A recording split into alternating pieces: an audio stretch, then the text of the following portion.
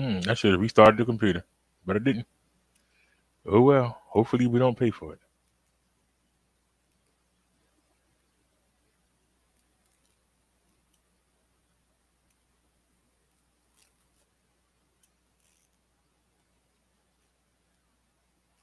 Alrighty, everybody. Minister Brother Derek here. I just want to do this real quick. It's 4:39. Let's go ahead and get it. Let's just go ahead and get this. I'm going to drop it for you. Stop looking, listen. Please stop resisting. It's a new day. Let's try a new way. Jesus put an offer on the table, and everyone out there is now able to come home with God in your heart. You're never alone. If you believe me, you don't need that weed. Give Jesus a hug and put down those drugs. The victory over death is already won. So why are you picking up that gun? If your spirit is activating your faith, why do you need that alcoholic drink? Because the devil tells you, he rules you, he fools you. But the minister is here to school you. I'm here to preach. I'm here to teach. And it's you I'm trying to reach through this song that I composed. When Jesus comes back, only God knows. Are you ready or are you sitting heavy? Are you ready or are you sitting heavy? You won't be if you follow me. All right, come on with it now. Oh God, what can I say about thee? You still love us sinners and you offer your grace for free. I'm not worthy, but you still search me out of a life of sin. And with Jesus' help, I know I can win. I love serving my Lord.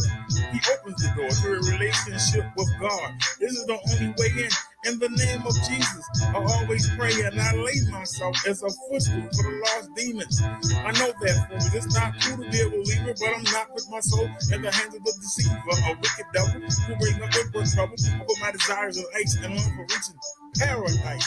A day with no pain, no stress. You gave me the way, and now I'm blessed. You could test me, let the devil stress me. But baby, hell is one place I don't want to see. So stop, look, and listen. Please stop resisting.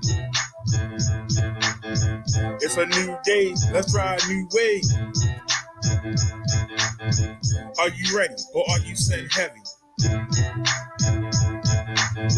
Stop, look, and listen. Please stop resisting. It's a new day. Let's try a new way. Minister, Brother Derek. I hope y'all enjoyed that. Peace, everyone. This is Minister Brother Derek. I'm coming at y'all real. And that's what I do. It's really hard to be a Christian in 2020. Yes, it is. Everybody seems to have a double stamp on them. And we don't get no respect in the world. We are considered weak. We are considered strong. We are considered dumb for believing in the book. But yet, these people have no morals. And you see where the world is going to. We get no credit. So, this is for those who are ignorant, who are remaining, who are thinking on the Jesus. Let's get it.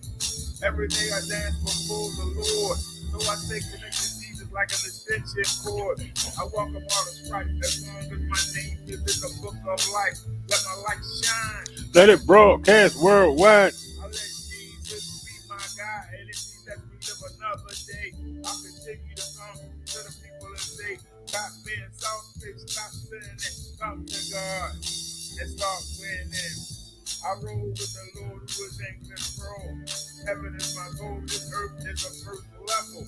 I help my fellow man deal with the devil. He's a liar, he's a fraud. His desire is to keep me away from my God. The most people I come off as righteous, but if tempted, I might just do a few of the things that God can't stand. He frowns on every day. I've been reborn, I've been hit with many opportunities. I cannot remain in unity with the Holy Father. Sometimes I wonder, is it worth the bother? I remain devout, but it feels like I'm missing out. Most of the people that I meet who lie, steal, and cheat seem content, while Christians like me, our time is spent struggling. It should be the other way around. I'm not complaining, but how can you tell someone who's living it up to give it up when they're posted high? Doing right is a headache. There's got to be a better road to take. You know, a middle ground between Jesus and Satan. I know who will follow. See, I'm not debating for what I'm waiting for. Satan is winning the battle, but God is winning the war. Every day I dance before the Lord, so I stay connected to Jesus like an extension cord. I welcome all the strife as long as my name is in the book of life. So let my light shine, let it broadcast worldwide. I let Jesus be my guide, and if he lets me live another day, I'll continue to come to the people today. Stop being selfish, stop saying that, come to God, and start winning. I roll with the Lord, who is in control. Getting to heaven is my goal. This earth is the first level. I help my fellow man deal with the devil. He's a liar, he's a fraud. His desire is to keep me away from my God. It's a struggle every day to stay on course. I'm behind the enemy line, so I use the word of God as my force, my resource. Becoming immune to the negativity that surrounds me. The devil has a bounty on my head. Sometimes I dread coming outdoors. I feel like I've been drafted for war. But it's okay, the devil can play his mind game, but he can't hurt me where it counts. That's spiritually. He tries to distract me physically, financially, but these things don't mean jack to me. I turn my back to me. It's not easy. It's in man, niggas could be greedy. So I always want what we can't have. A material can be nothing to me. Hey, don't make me laugh. A spiritual event with the difference is all show.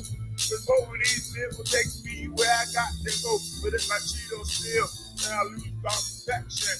For a house, for election, you'll be under the direction of a sick demon.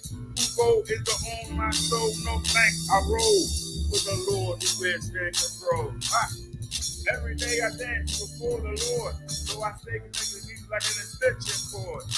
I welcome all the strife as long as my name is in the book of life. Let my light shine. Let it broadcast worldwide. I let Jesus be my God, and if he lets me live another day, I'll continue to come to the people and say, stop being selfish, stop spinning. Come to God and start winning. Minister Brother Derek. Let's get it. Let's get it. Welcome to the Minister Brother Derek Show, and I am Minister Brother Derek. I just want to say that I love Jesus, and that's the title of this song. I love you, Jesus. We'll follow you wherever you lead us. I love you, Jesus. I love you, Jesus. Don't let the devil deceive us. I love you, Jesus. Can't get enough. Hey! I love my Jesus. But people say to keep it real. But here's the deal. If you're not saved, you're I missing love out. you, If you're not born Jesus. again, your future is in doubt. Your body wasn't made to last. When your time comes, it will be reduced to ash. Your flesh will rot, but your light will not. I love You know you, your soul will go on Jesus. forever, so you better realize that you need God, or you will be surprised by the pain of a flame that never goes out. The pits of hell, where the heat I love swells you, up, there's no release. Jesus. Not for a moment of peace. The agony and cries never cease. There's someone in the background singing, burn, baby, burn. This isn't normal. Burn, baby, burn. I'm a walking inferno. But seriously, though, this will happen. If Jesus come back and finds you napping. See, no one knows the time of day. But if you follow the word, it won't matter anyway. Because in heaven, no one will ever be sick or shed a tear. So in this realm, I show no fear. What you gonna do? Kill me? Make me a martyr? Give me a head start? Put me on the fast track? I love So keep you, Jesus. keep stacking, keep on shacking up. But get caught napping and the jig is up. And I just want to say, I love you, Jesus. Follow you wherever you lead us. I love you, Jesus. I love you, Jesus. Don't let that devil deceive us. I love you, Jesus. If you think that witnessing to your neighbors is weird, think of foreign country with statues of idols up I in the love you, nations of Jesus. people who don't know God, only mythical characters like a parallel I battle. love you, Most Jesus. Americans believe in one Lord, one superior being. Christians should be scorned of souls by the million, but we spend our time fulfilling the desires of our flesh. We won't give Jesus our best effort, but we ask for blessings that we don't deserve. And you wonder why our prayers are not heard. In church, you put down those you really admire. You know you have a desire to make that easy money. Drive the fancy car. You feel like a star. When you enter the bars or clubs, deep down your spirit isn't for God or his ways. So why should anybody listen to a darn thing you say? I love you, Jesus. Follow you wherever you lead us. I love you, Jesus. Don't let the devil deceive us.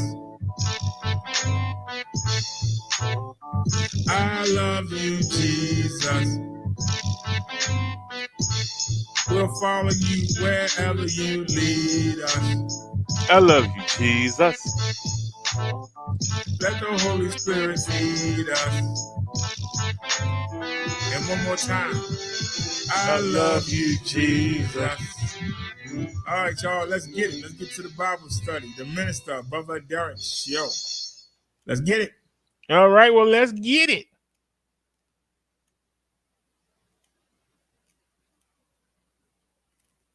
It's nice to be able to have your own music.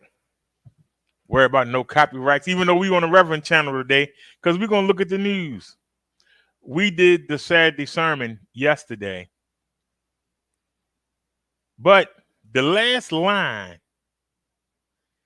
of Galatians that we read made me feel like I need to come back.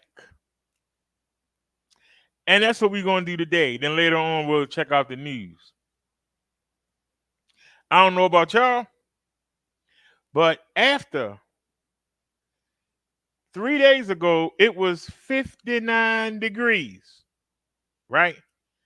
And I was kicking myself for not going out bike riding. But yesterday, it dropped down to 25 degrees and we got snow. We didn't get the good snow, where you get 6, 7 inches or more. We got the kind that was only 2 or 3 inches. So you know what that means. The majority of it is going to turn to ice quick. When you get a lot of snow, at least you get a day or two before the roads become black sheets of ice. When you only get a few inches of snow, that's when you get the ice that same day. So you don't get a chance to go out there and ride on that, that ice that got the soft snow on top of it. You know what I'm talking about? The snow that you can see even at night. You can say, there goes some ice right there. Let me avoid that right there. But black ice, you don't see until you fall on it. So I found it weird. But why did it bother the snow? Because tomorrow it's supposed to be 69 degrees. We're going into the 60s. All the way up to Thursday. We'll be in the 60s. I'm going to be outside every day. We taking a bike ride every day.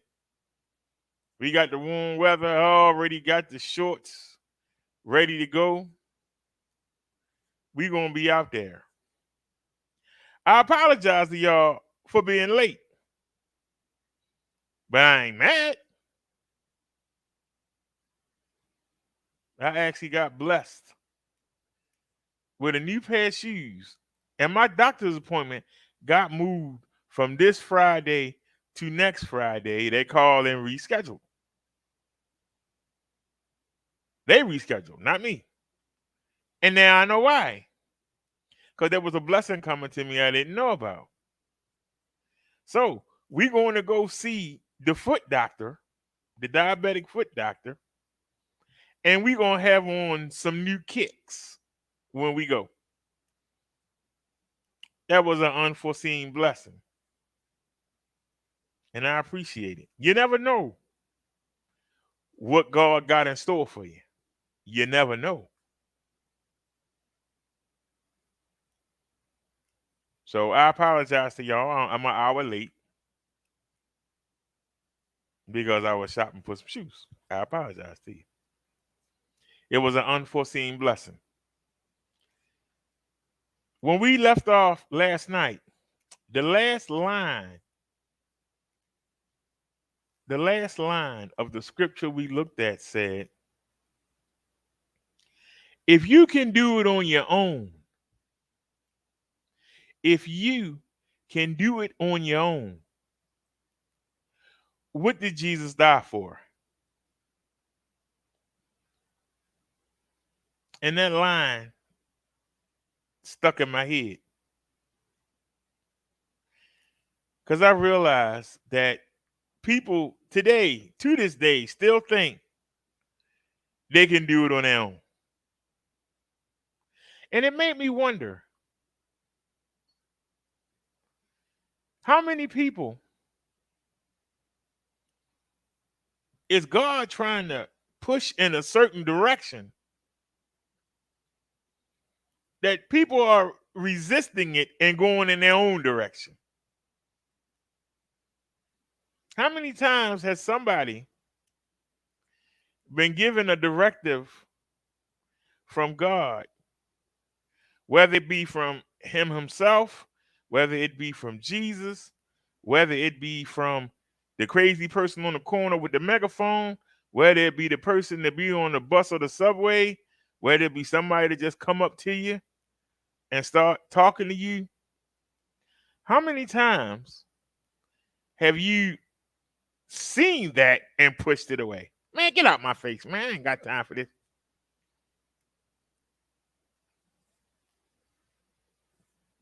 God has a plan for every one of us.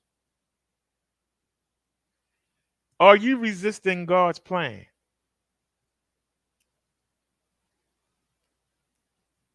I've been resisting the plan for about 30 years now.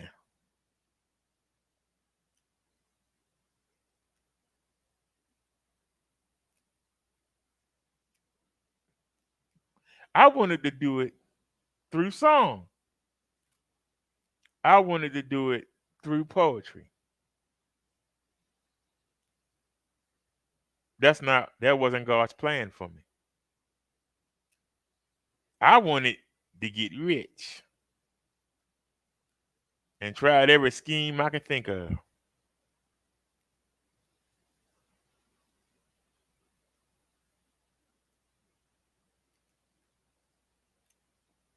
But God had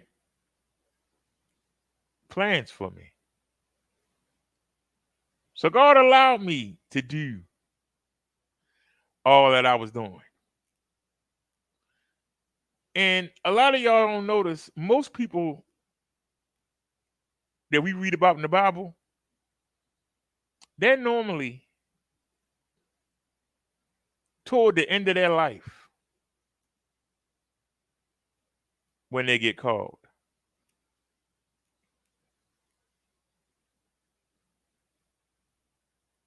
But I was on a mission. Most people, by the time they 40, 50, they pretty much done. I was still striving. Still had dreams of what I was going to do.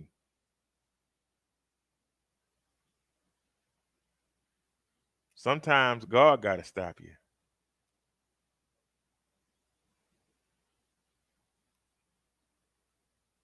And it wasn't till I had everything took away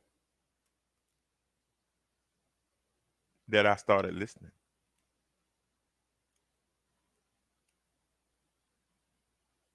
But here's the key. You don't have to do that. That doesn't have to be your ending. You can learn from the mistakes that I made and improve the quality of your life.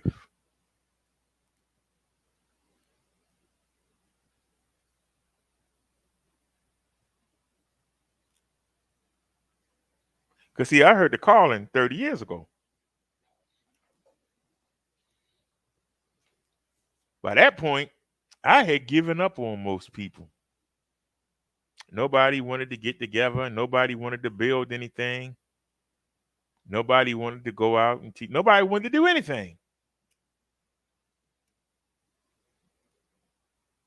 Everybody who I encountered, they either want to get high, smoke weed, drink, party. That's all they wanted to do. That's all they cared about.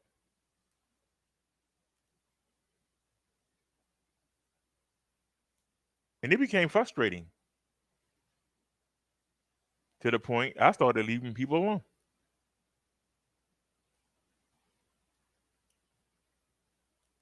I still made my songs, rode around in the car blasting them, pulled into the car wash blasting them, going to where the youth hang out blasting them.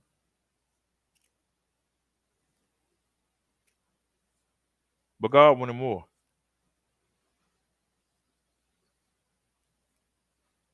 If you would have told me 4 years ago that I would be on YouTube every day, I would have laughed in your face. If you would have told me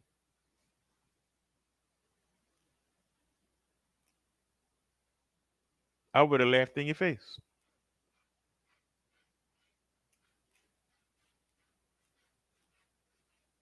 I love when people say, "What brought you here?"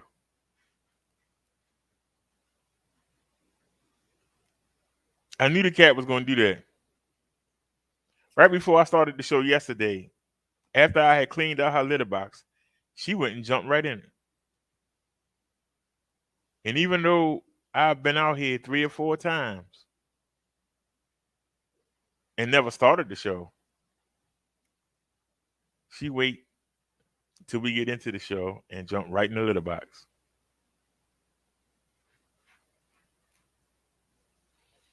We not gonna let that. That's that sound y'all hear. That that's her in the litter box. Some told me to light an incense before I started the show. But anyway, so I thought that we would look at 2 couples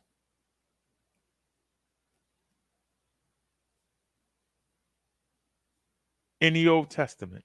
Actually, no, one's in the New Testament, one's in the Old Testament. Y'all gonna know who I'm talking about because I mentioned them before. But I wanted to bring this idea. Do we listen to the messages that we've been sent? Or do we ignore them because we don't want to be bothered with them? We don't care. We don't want to stop what we're doing. Do you have a calling?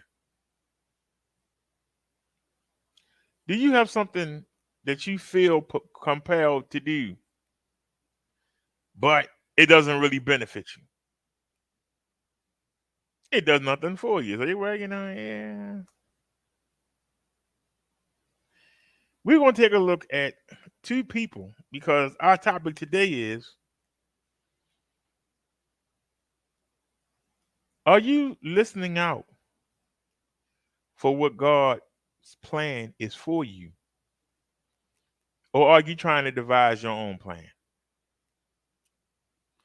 Each one of us was made for a reason, and we all have a certain gift.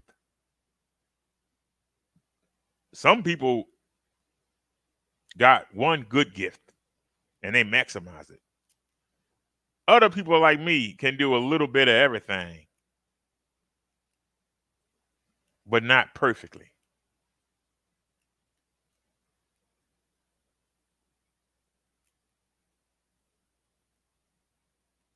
You know,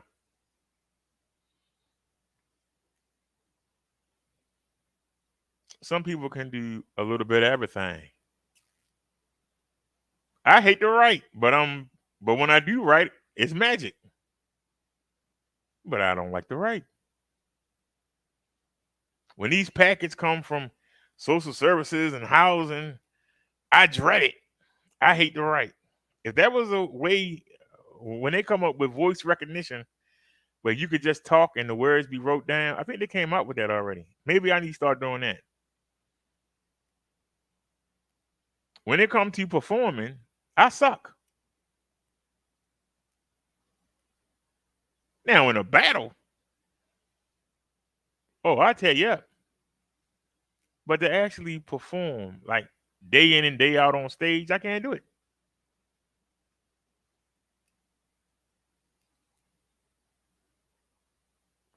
But see, if I was hard headed,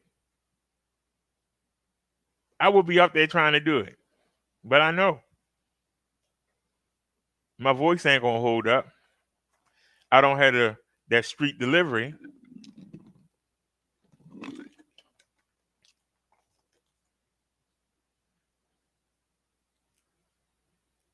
I know this. And that's why I'm not out there trying to get a contract. But some people are going to be 90 years old still trying to get a contract. There are some people that are funny. They're not funnier than like Chris Rock and Eddie Murphy, but you can't tell them that. And they'll chase being a comedian. You know people that's pretty good at playing basketball, baseball, football, but you know they're not good enough for the NFL. And that you'll see them try and try and try and get cut and cut and cut from the team and never make it. But they keep trying.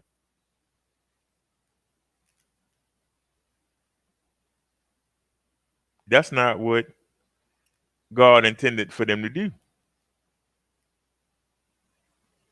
A lot of the music groups that you see come up, especially in my parents' generation, they always seem to break up. Why is it that they always seem to break up? Because somebody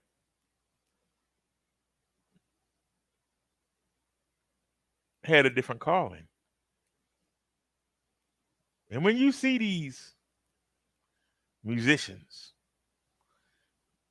that when they was on stage was acting a fool, most of them after the group breaks up, most of them lead quiet lives. Why is that? Because it was an act. They get fame, they get money. They couldn't keep it up because that's not what they were meant to do.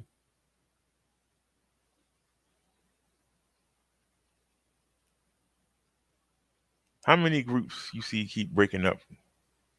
The Temptations, the Spinners,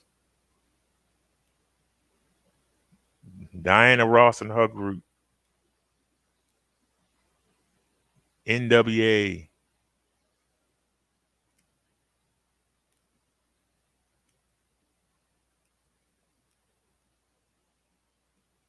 They always break up.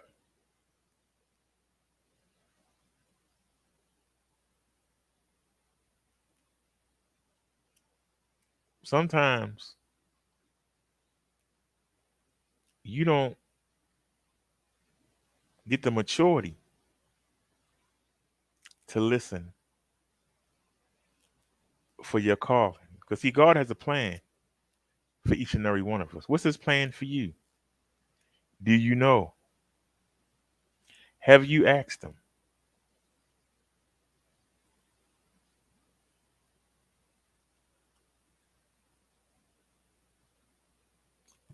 Hey, Chung Lee, I asked over and over again. I asked him. I don't know if he hears me, but I ask him every day, especially on Wednesdays and Saturdays. I go represent you, and there ain't nobody here. Should I keep coming?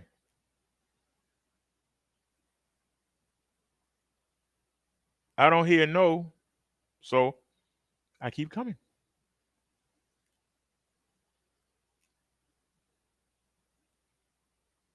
We was acting the fool. We had a full house.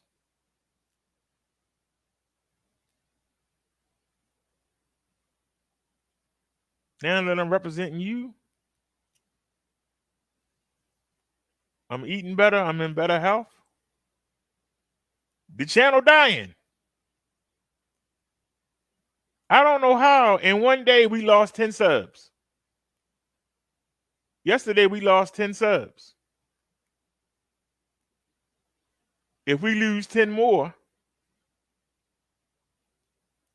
we drop below 1,000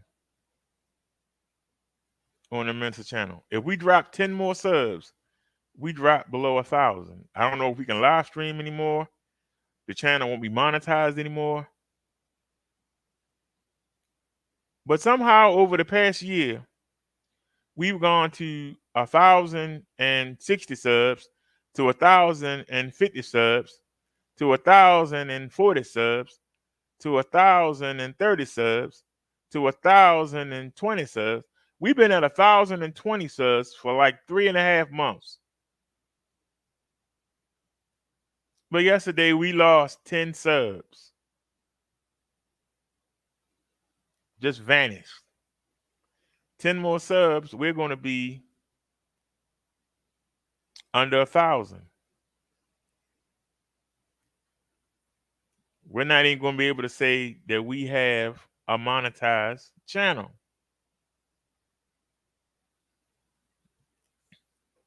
It's going to free us up because we don't have to worry about copyrights anymore.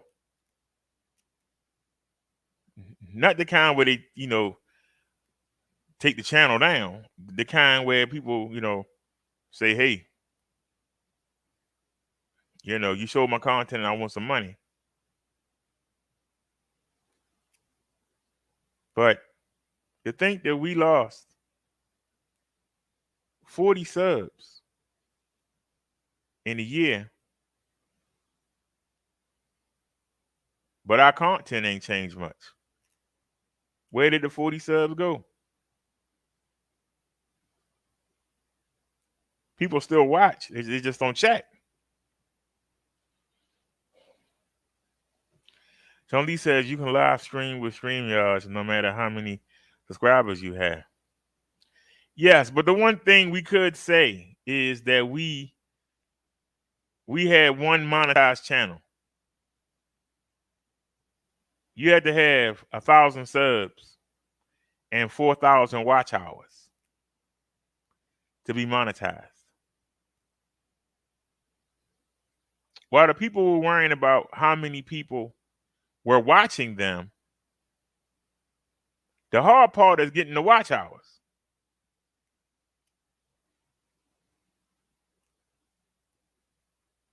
Meaning that somebody has to watch you continuously for 10 minutes. For 10 minutes. So say you do a 5-hour show. You need somebody to be there for 10 minutes of each hour. And you'll earn 5 hours. If somebody watch you for a few minutes and turn you off, you don't earn nothing. Now I want y'all to think, how many times y'all been in chat, you seen somebody come in there and say, hey, how you doing, chat? Hey, how you doing, host? I just stopped in to say hi, and you don't see them no more. They didn't do that host a bit of good. They came in, said hi, and left out. That don't count. They got to at least be there 10 minutes. So the fact that we could get people to watch us for 10 hours a night, even if it was only 5 or 6,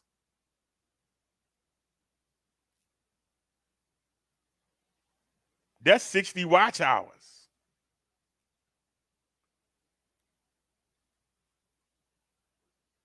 Some people don't think of it that way, but yeah, it's not so much how many people view your show, how long do they stay, even with the monetization. How long do they stay is what the YouTube AdSense look at, not how many people click the video. A lot of times, somebody click a video, "Oh, I ain't watching this mess," and keep right on going. You didn't do that person a bit of good. Not a bit of good. Your head, I'm thinking, yeah, we rolling. Then look at the watch hours and it ain't moved. Why ain't it moved? I had 300 people come by tonight. Why my watch hours ain't moved? Didn't nobody stay for 10 minutes? It don't move.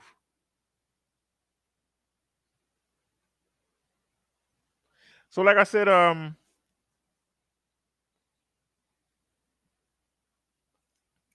keep coming because I was told to come. So if we meant to drop under 1,000, then we meant to drop under 1,000.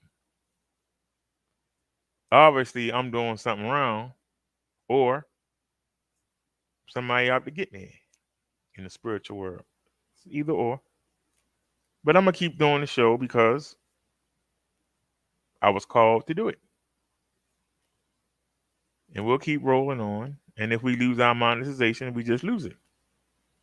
Ain't like I'm making any money anyway. We only average 20 cents a video anyway. It take almost a year to hit $100. So it ain't like it's on, it ain't like it's like gonna hurt. But it just, that was one thing that we could say. And I guess we're not gonna be able to say it much longer. But that was one thing that we were able to say. Because I noticed the views have really tanked. And I know it's because of the truth that I bring. People can't handle it. They can't handle the truth. But that's not a reason to stop bringing the truth because people can't handle it. That's giving in.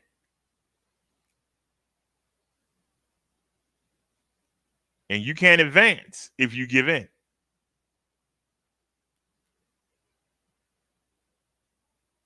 If you give in and try to fit into this world, you're going into the lake of fire with the world. You'll have plenty of company. But I'd rather have company with good, holy people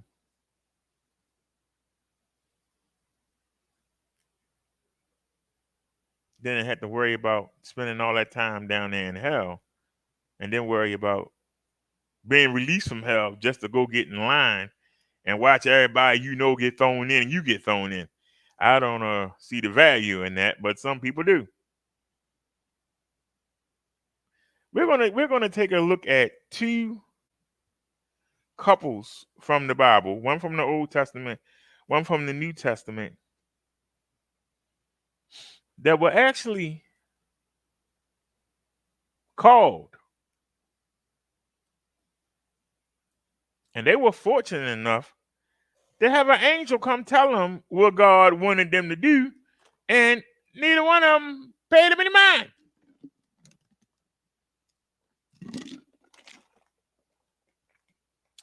Now, the first couple,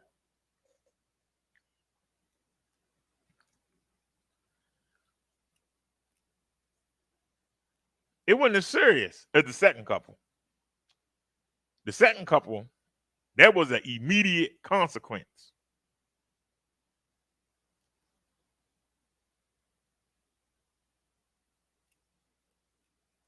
The first couple wasn't as serious, even though, man, that they made some mistakes. So let's get to it.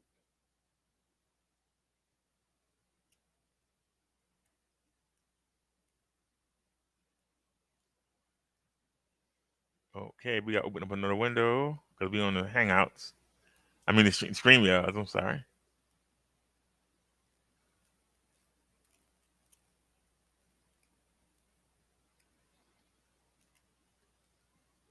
Y'all see this on y'all screen?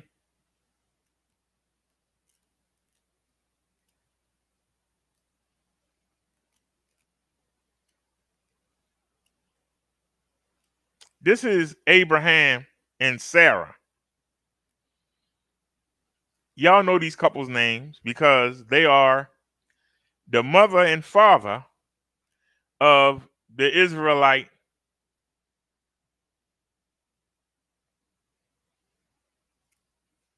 chosen people of God.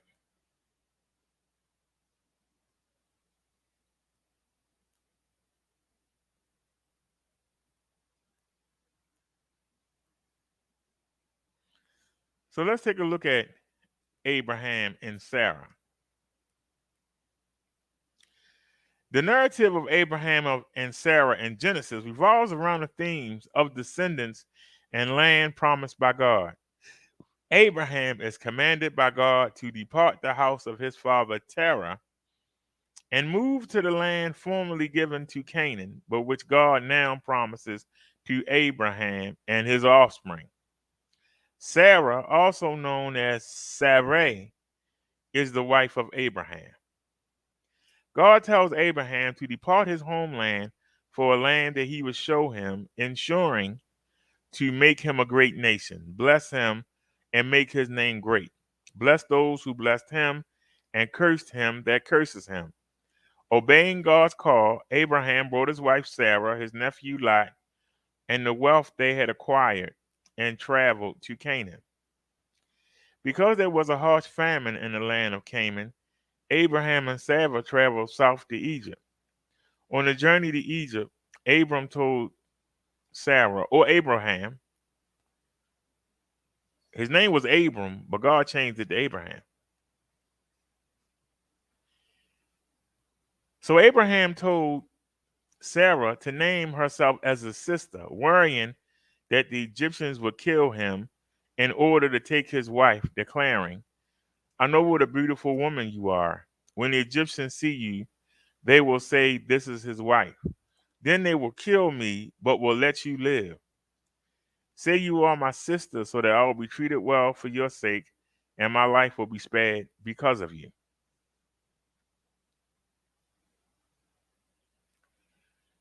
When summoned before Pharaoh, Sarah stated that Abraham was her brother, and the king gave them gifts thinking he was a sibling of the beautiful Sarah. It is probable that Sarah received her Egyptian servant Hagar during this stay. However, when God afflicted Pharaoh's family with plagues, Pharaoh then realized that Sarah was Abraham's wife and commanded that they leave Egypt. Now, we know that the Egyptians are known for harems. Sarah was a beautiful woman. In the same way King David had 400 virgins in his concubine, and yet he was worried about his best friend's used up wife. Abraham knew that when Pharaoh saw Sarah, that if he knew that they were married, which meant he couldn't touch her as long as Abraham lived. Remember, a woman can only be with one man until he dies. When he dies, she's free. So Pharaoh would have had Abraham killed, and he would have taken her in his concubine. Now, this is the point that I don't get. If Abraham knew that, why did they go there? That's what I didn't get. Maybe somebody can explain. If Abraham knew that, why did they go there?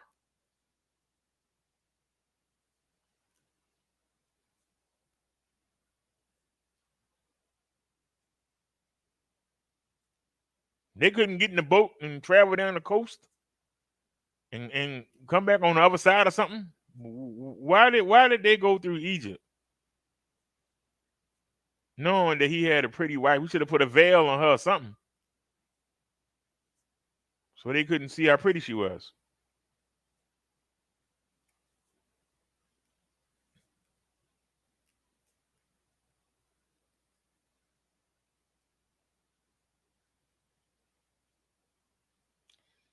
But anyway,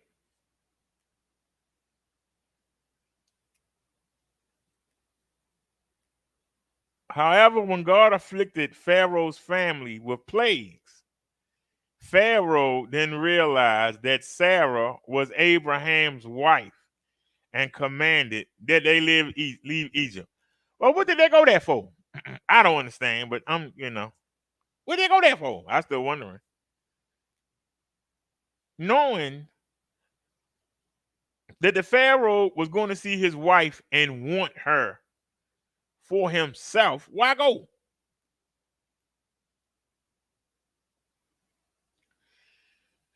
So 10 years after returning to Canaan, Abraham and Sarah were still childless. Sarah suggested that Abraham have a child with her Egyptian handmaid Hagar, to which he agreed. This produced stress between Sarah and Hagar, as Sarah protested to her husband that the handmaid no longer regarded her as an authority. For those of y'all who can't understand,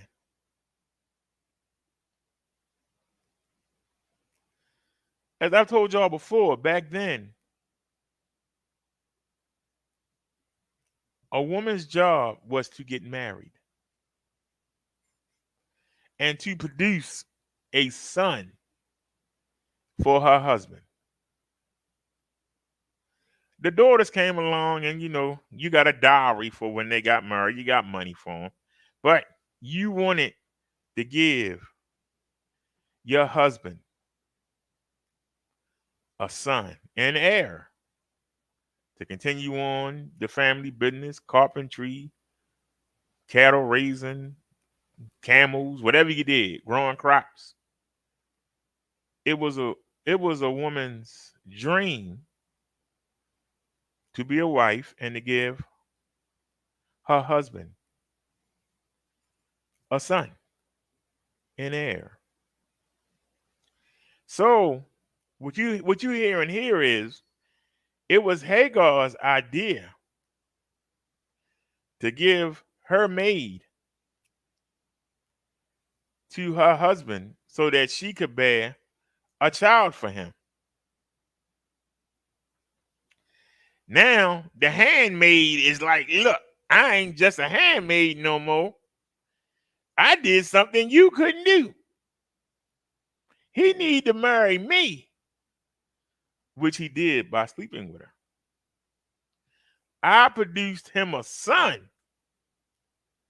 Okay. So I'm the head wife now. I'm the numero uno in charge here, not you. You can't even give him a son. I gave him a son.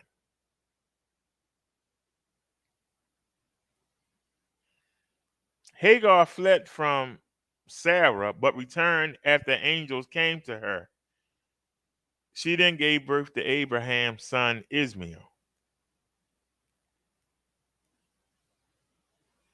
In Genesis 17, when Abraham was 99 years old, God declared his name Abraham, a father of many nations, and gave him the covenant of circumcision.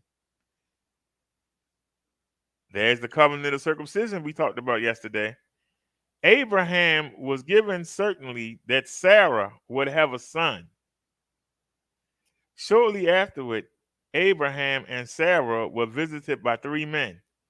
One of the guests told Abraham that upon his arrival next year, Sarah will have a son. While at the tent entrance, Sarah heard what he said, and she laughed to herself about the possibility of having a child at their ages. I want y'all to remember this because it's going to come up in the next story.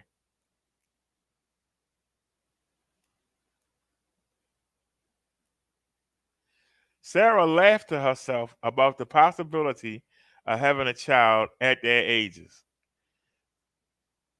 Sarah soon became pregnant and bore a son to Abraham at the very moment which had been predicted. Abraham, then 100 years old, called the child Isaac.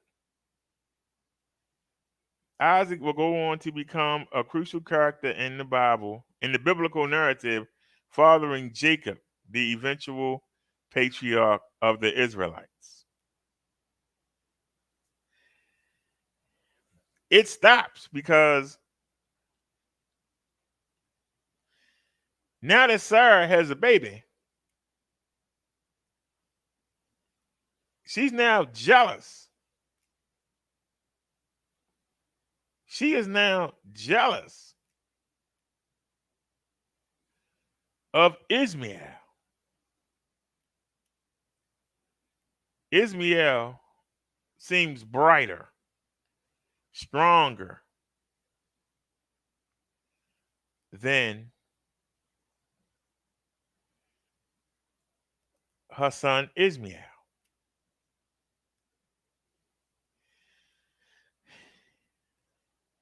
Some of you are thinking, well, Abraham didn't love Hagar, he just had sex with her. But as I told y'all, when a man has sex with a virgin, he is her husband. A woman can only have one husband.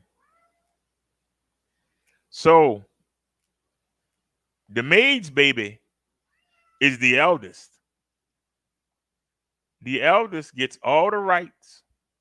The eldest gets half of any inheritance. The other siblings split it. Unless there are no boys to inherit, the women don't get nothing because somebody comes and offers money or dowry or sheep and buys them off.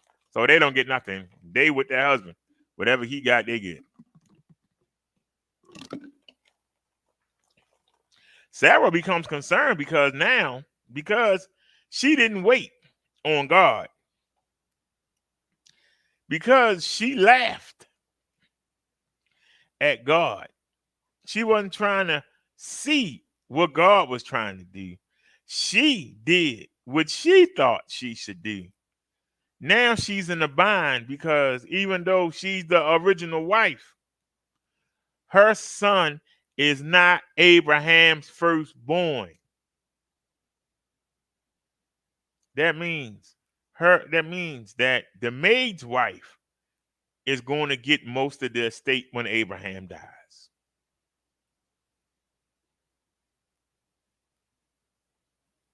She's going to become second fiddle to the maid. So she tells Abraham to get rid of the maid and her baby.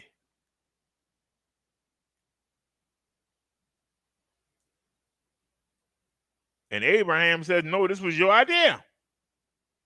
Deal with it. But an angel comes to him and tells him, give him some food, water, and some money, and send him off into the desert, and God will take care of him.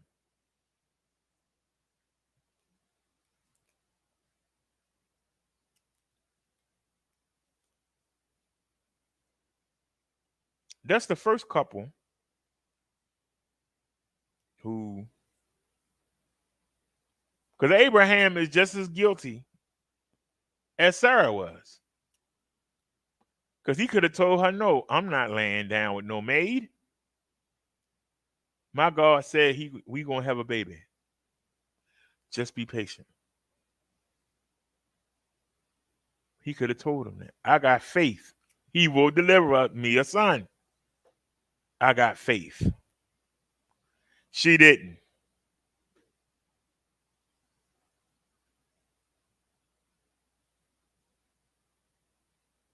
And it made her so cold as to send that young lady and that baby off into the desert by themselves because of something that she did.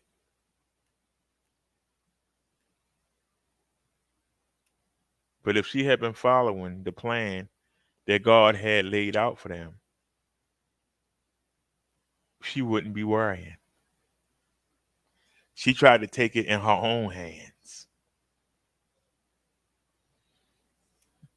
So let's take a look at another couple. We fast forward in 500 years to another couple. Remember, our topic is when we don't follow what the Lord has planned for us, when we question it, when we resist it.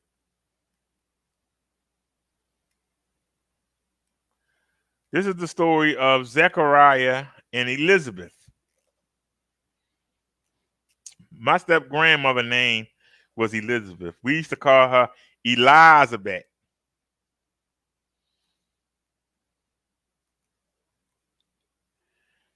Zechariah, also called Zacharias or Zechariah, was a priest from the tribe of Levi who served the Lord during the reign of Herod in Judea. Zechariah's wife Elizabeth was also a descendant of Aaron. And the Bible says they were godly, devout people. When the Bible begins their story, they are both old and childless, although they had prayed for children. Luke 1:8-9 records that it was Zechariah's turn to enter the temple and burn incense as part of his priestly duties. Y'all know that it's Aaron's, Moses' brother, descendants, the Levites. They were the chosen priests. The tribe of Levites is the clergy, is the priest.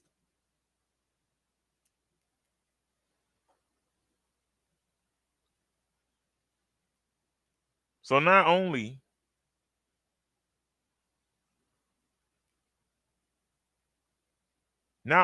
is John the Baptist related to King David, he's also related to Aaron, the brother of Moses.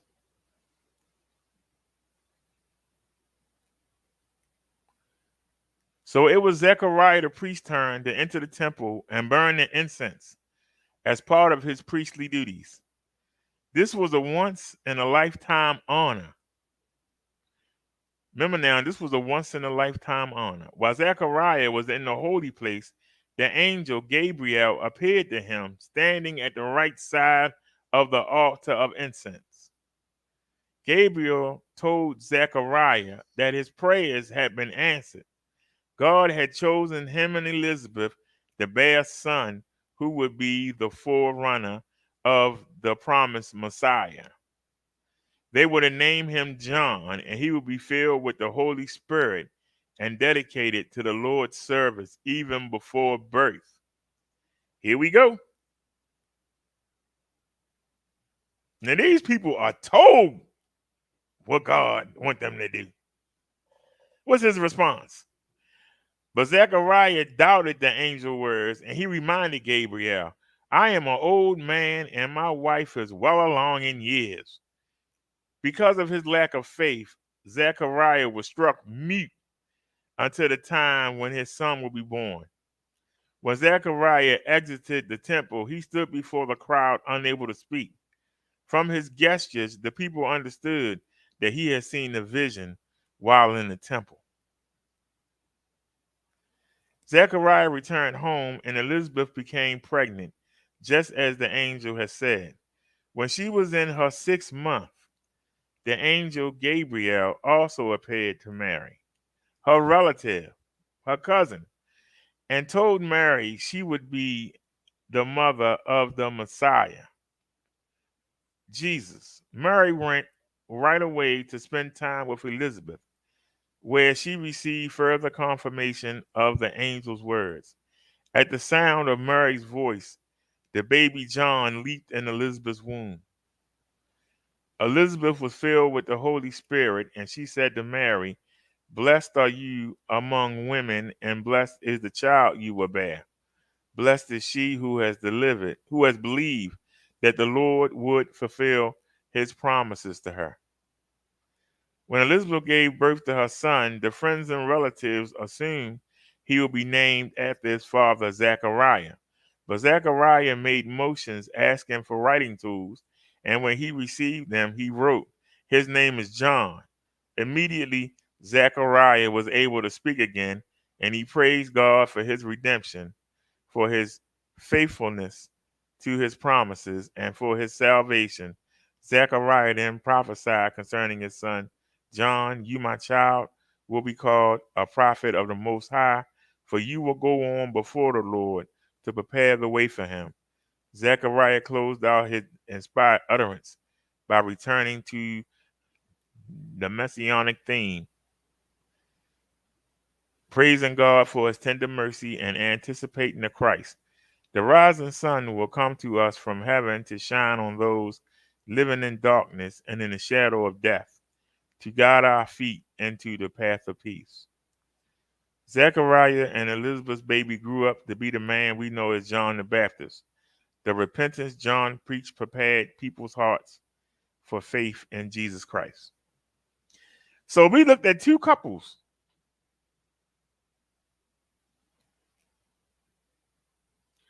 We looked at two couples.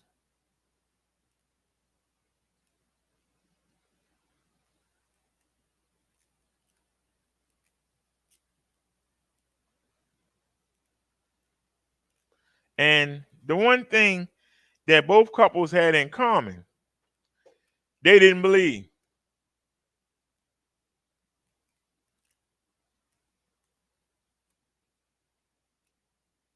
Sarah didn't believe.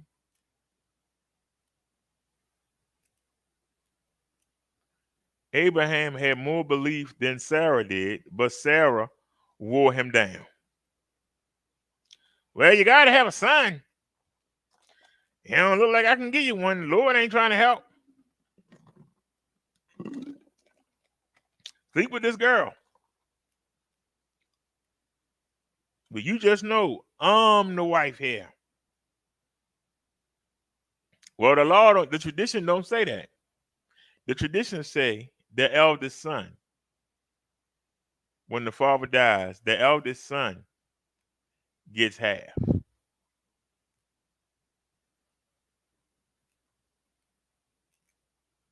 All the other male children got to divide up a third. They get a third. So if you got 5 sons, whatever you got to divide it by 5 and thirds. So that would mean that upon Abraham's death, the maid and her son would own half of whatever Abraham left. So that means that Sarah wouldn't have power. The maid would, because her son will get half for everything. And y'all know how business work. When they talk about the major stockholder, you try to hold 50%, the rest you put on the stock market, but you try to hold on to that 50%. Whoever has the most shares runs the company. Whoever got the biggest block of shares run the company. And the maid, through her son, would have the biggest block of shares. And therefore, would make her the head wife, the head of the estate, the female of the estate, until her son got married. But she would still have some control over her son, and she would be able to control what Sarah could do, where she could go, what kind of clothes she would have, what she could eat. Because Sarah didn't wait on God and didn't wait on the plan he had for her, she jumped the gun.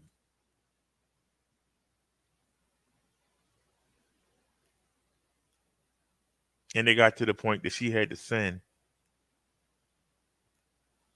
And whether or not she cared for the maid, for her to send that baby out there in the desert with just a little bit of water, that was cruel.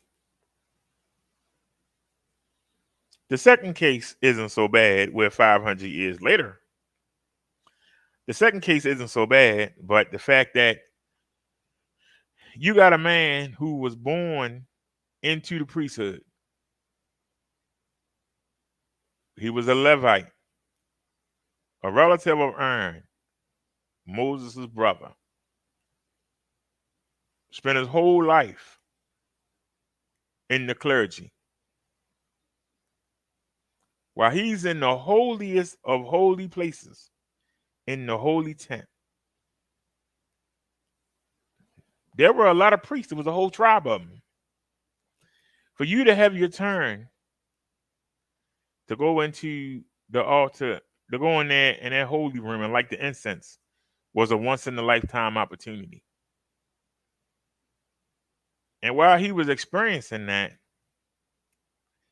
an angel appeared before him and told him what God said. He said, "Ha, man, we too old for that, man. Get out my face." I'm saying it in our words. You better lost your mind. Ain't no in the world we gonna have some damn children. My wife's too damn old. I'm too old. It's too old. He didn't believe. So you got people in your face telling you something and you don't believe. So how much more difficult is it for people in 2022 where God might have sent a messenger of what he wants you to do and you didn't believe it? Or you heard it and just, I ain't doing it. I don't feel like being bothered. Nah, I ain't.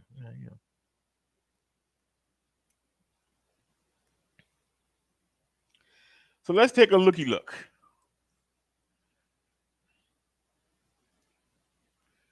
Ignoring God's plans results in loss of God's blessings that feel good forever. Surrender to God's purposes, obedience. Wait a minute, I can't even read that.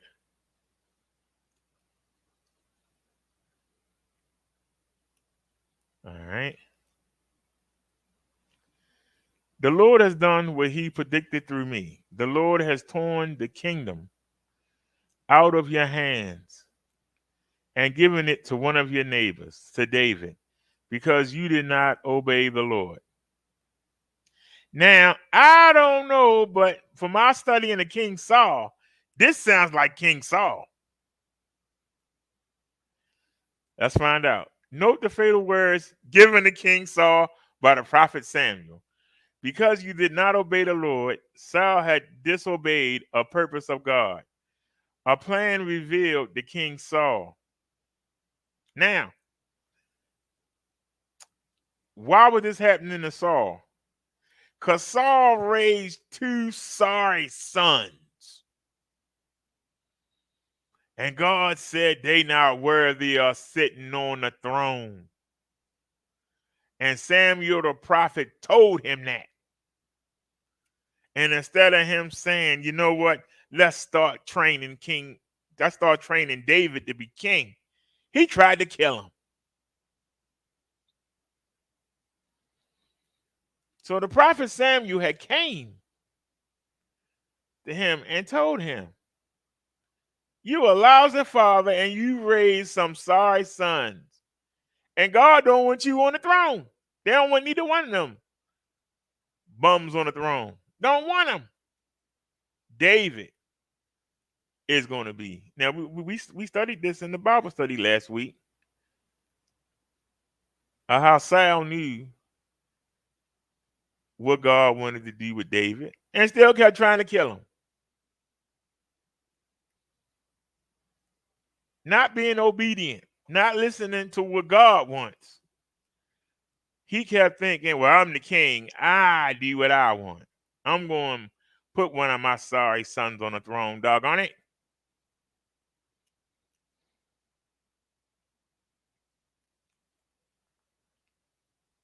Saul had disobeyed a purpose of God, a plan revealed to King Saul. Saul had compromised and only obeyed halfway.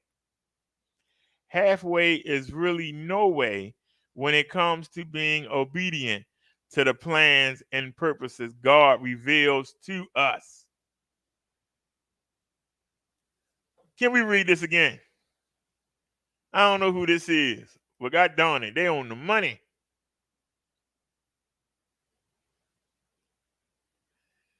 Saul had compromised and had only obeyed halfway. How many times do people you know do things they ask to do halfway?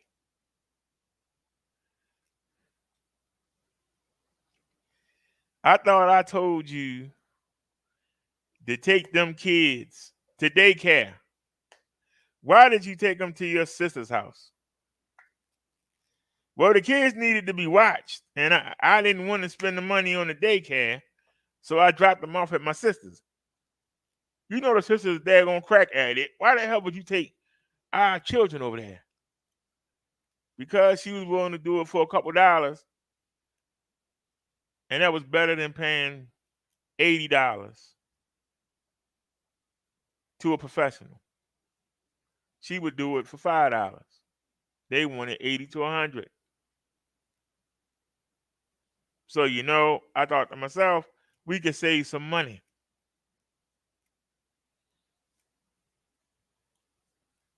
If something happened to them kids, how are you going to live with yourself? To save some money, you put our kids' life in danger. I want a divorce. I'm getting me a lawyer. And I don't know what jury is going to hand those babies over to you, knowing that their life, the value of their lives was $75. Well, you said to get somebody to watch them, and I did. Yeah, but I gave you $100 and told you, make sure them kids was watched. And you took them to a junkie. And didn't even give me the $75 back. You kept it. Yeah, but the kids got watched. So you did half of what I told you to do.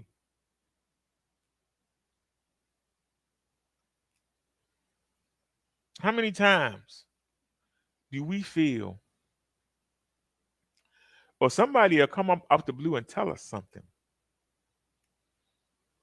and we think about it for a minute, and we know we should do it, and we go, I'll figure out a way to do what I want to do and do. Yeah. I'm still going to go to church. I'm still going to minister to people. But on Thursday, Fridays, and Saturdays, I'm going to be on a stripper pole.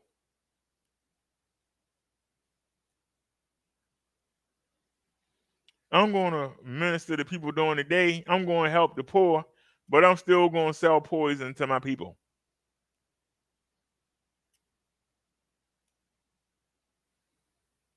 During the day, I'll be the greatest servant in the world.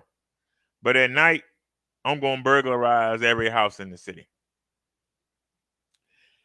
You're doing halfsies. You're doing a half ASS. How many times do people say, well, once I get this job, I'll start going back to church? Well, Jesus, I'm going to come see you. I'm going to talk to you once I get stable. Once I get everything together. You never get everything together. So when are you going to have that relationship with Jesus? You're half A-ing it. Y'all know what the A word is. You half A-ing it.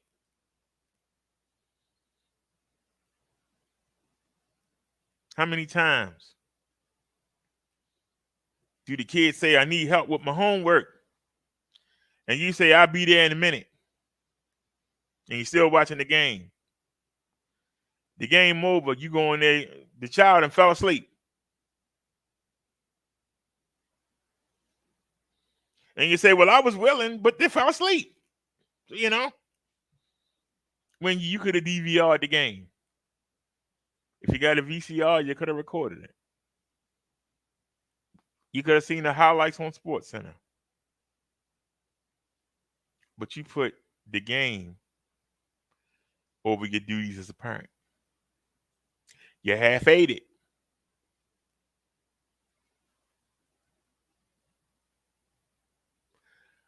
So Sal knows that the Lord of Lords doesn't want any of his sons on the throne. That he wants David to be on the throne.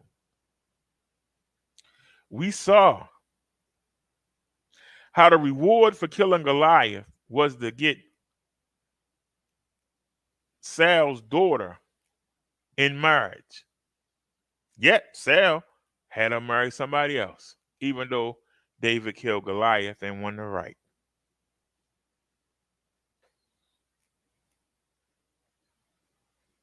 Sal got lucky because Sal didn't honor. He didn't honor what he said he would do, but he got lucky. His younger daughter actually liked David. And so he reluctantly let her marry him. And still tried to kill David. Again and again. So he half did what he said he was going to do. David didn't get to marry the woman promised to him. He got to marry the younger sister. That might not have been a bad thing in hindsight. But he was halving it.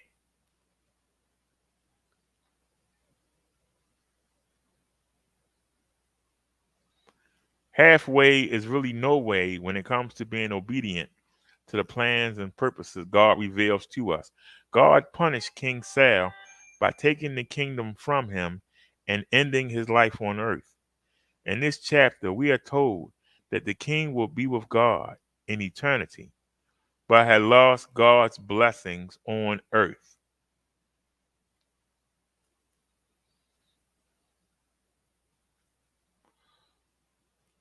When we are being tempted to do wrong and walk away from what you know God wants for you, you are relinquishing blessings that he intended for you. All of us face the battles of our flesh, wanting sinful pleasures that we know are outside of God's purposes for us. During the heat of these battles, we must remember to ask him, must be willing to ask ourselves, am I willing to lose the blessings of God? God took King Saul's kingdom from him. And what might God be forced to take from you?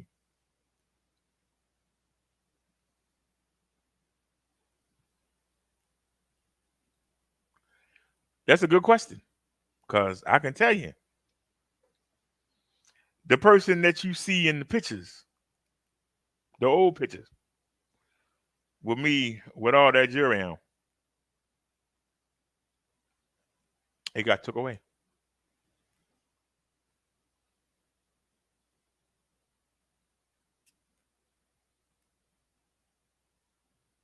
I was having a conversation with somebody tonight. I was lucky to keep most of my clothes. I had to sell some of them. I wound up pawning the jewelry.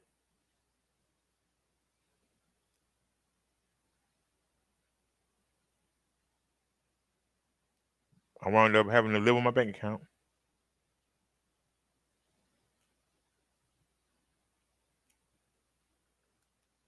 And I was fortunate. I was down to my last $5 when I got approved by Social Security. Then I still had to wait.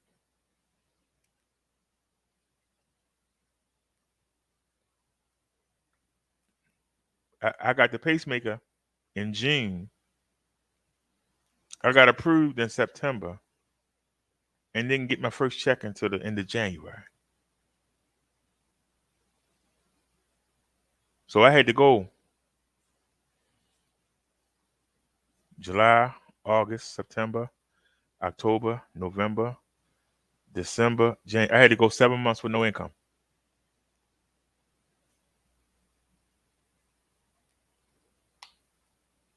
Lost everything.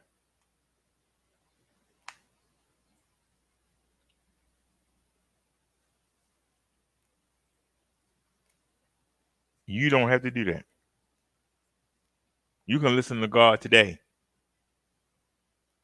Try to find out what his plan is for you so you don't have to go what I went through.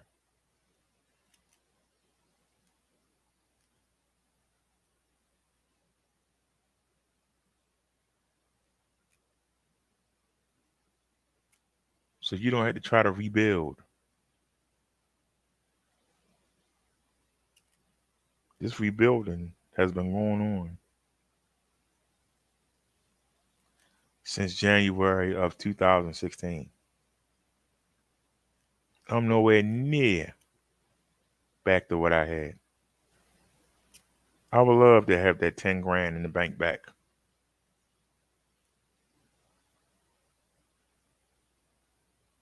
The other stuff I could do without. But I got peace of mind. I know I'm in God's hands right now.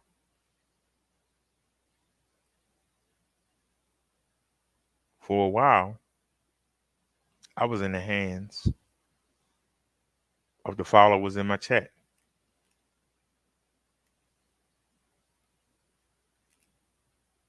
Some people I still am.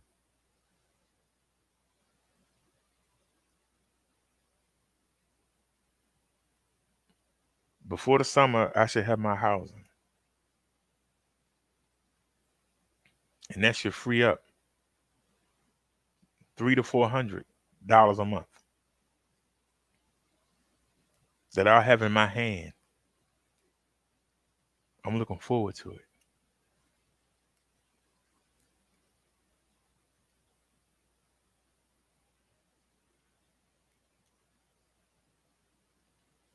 But this been in the works. It's been a climb since 2016. We in 2022. I'm still fighting to get back where I was. I'm better off because I was 340 pounds. And I was in the car all day. So I didn't have to walk anywhere.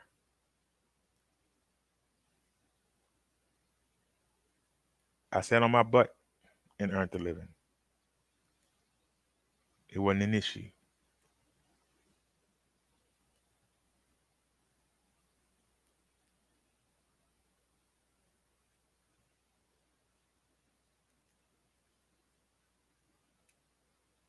But if I look back to the health that I was in, the condition I was in, the things that I was doing that I know that God and Jesus don't approve of, I don't want to go back to that.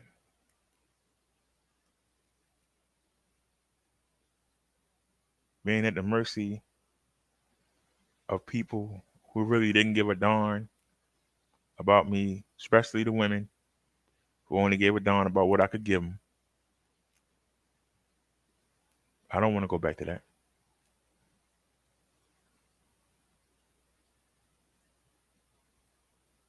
If doing this is what God wants me to do, I'm going to do it. And I'm going to do it willingly.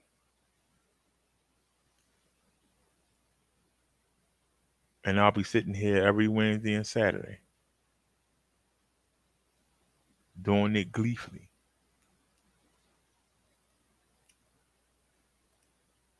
Because every day that I wake up, it's a victory. I got a busy week coming up. It's supposed to be good weather every day up until Thursday. I'm going to be out on that bike every day.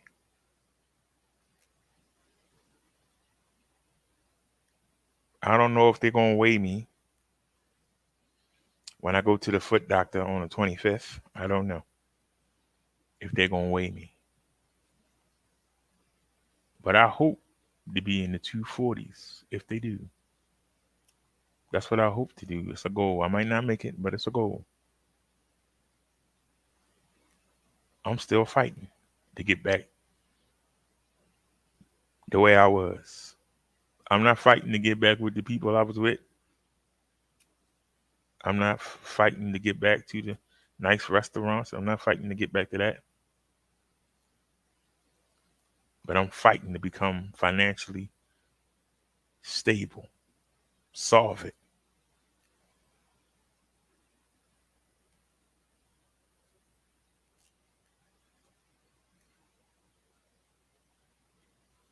I've been fighting this battle for 6 years now?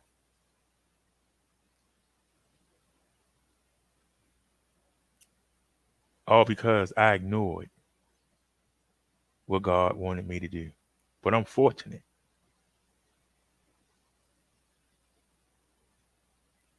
that I'm still able to fight. Because a lot of people don't get a second chance. And on top of that, I get to warn other people.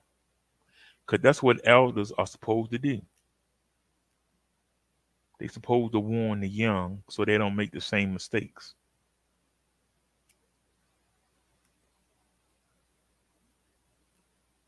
The elders I had encouraged us to make mistakes. Now, as in the position of an elder, I see how wrong they was. So now I'm in opposition to them. And the few that listen are going to do well, and the people that don't listen are going to wind up in the same state. But I had to lose everything before I would listen. Some people would die never listening. I'm trying to change that. Let's finish this. What else they got here? Another Old Testament prophet named Jeremiah let us know that God has plans drawn up for our lives. These plans will prosper us, not harm us. Yet we can forfeit these plans by not surrendering each day to the purposes of God for our lives. The devil will do his best to paint beautiful pictures of how wonderful life can be by doing what feels good now. He never reminds us of the truth that he is aware of, that ignoring God's plans will result in the loss of God's blessings that feel good forever. Father, I surrender to your plans and purposes for my life today. When the devil confronts me with substitutes, grant me the wisdom to see through those and remain faithful to you. In Jesus' name, amen.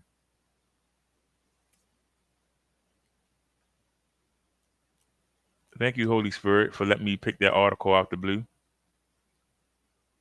Because it was out the blue.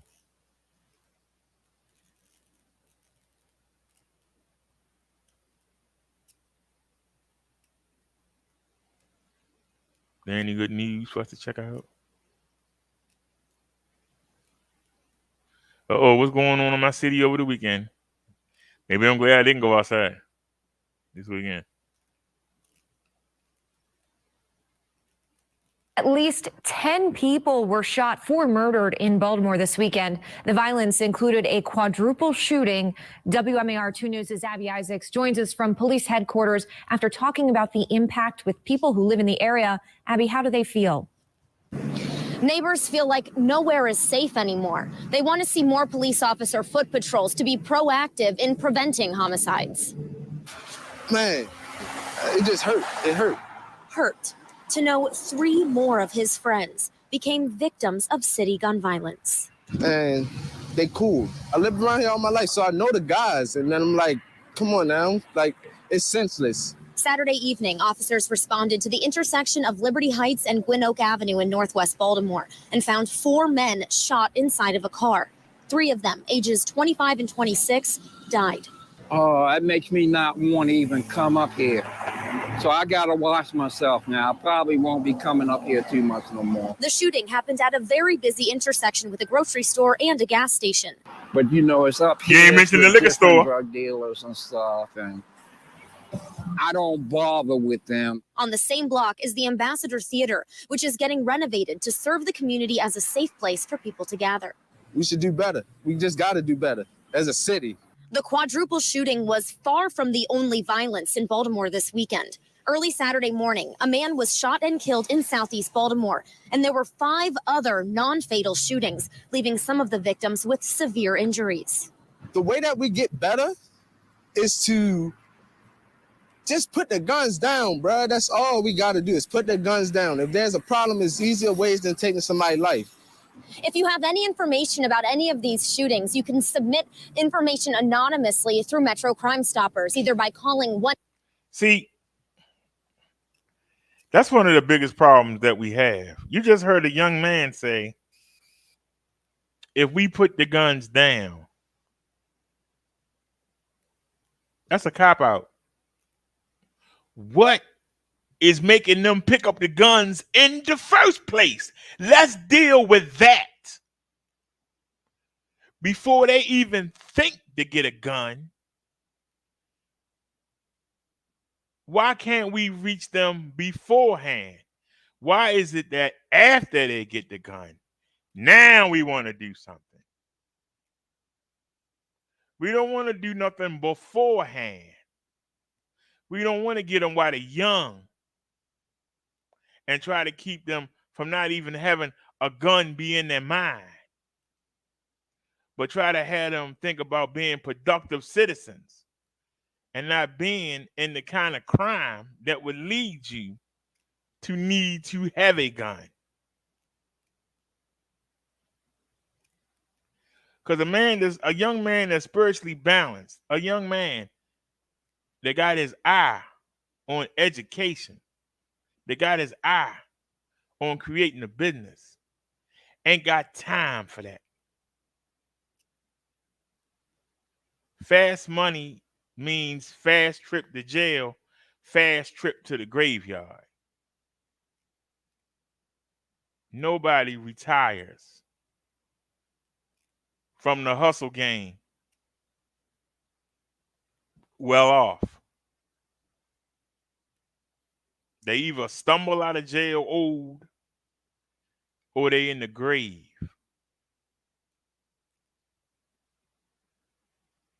But they're not being taught that. They're being taught that if you want to get the pretty girl, if you want the nice apartment, if you want the jewelry in the car, you got to do these illegal things. You ain't going to get it the right way.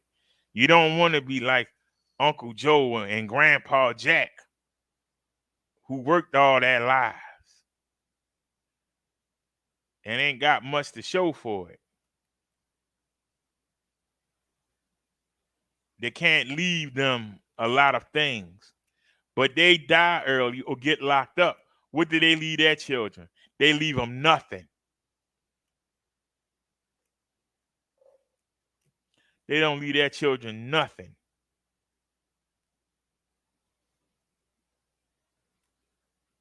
Maduk says they were drug dealers. They need to carry guns to protect your cash. If your cash was in the bank or on a credit card and you was working your money honestly, why would you have to carry a gun?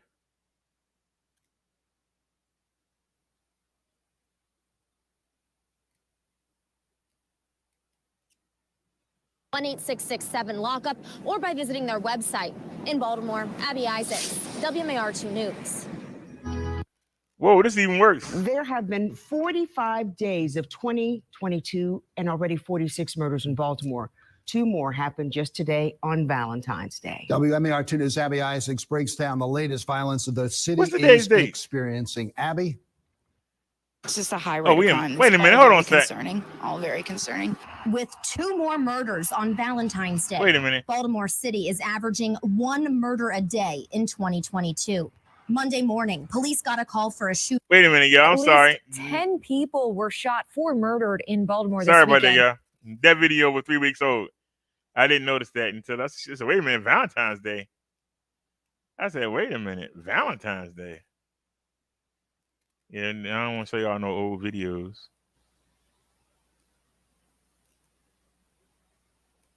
What? I'm going to talk about child pornographers. I'm talking about children that download images of. Mudduck says need one at the ATM and leave in the bank too.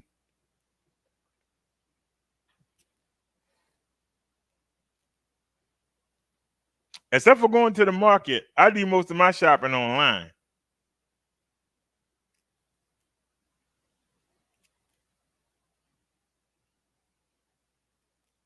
And I don't use the ATM.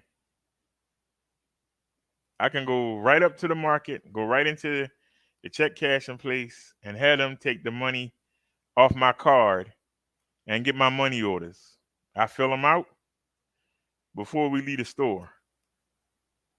And they ain't no good to nobody because they filled out already.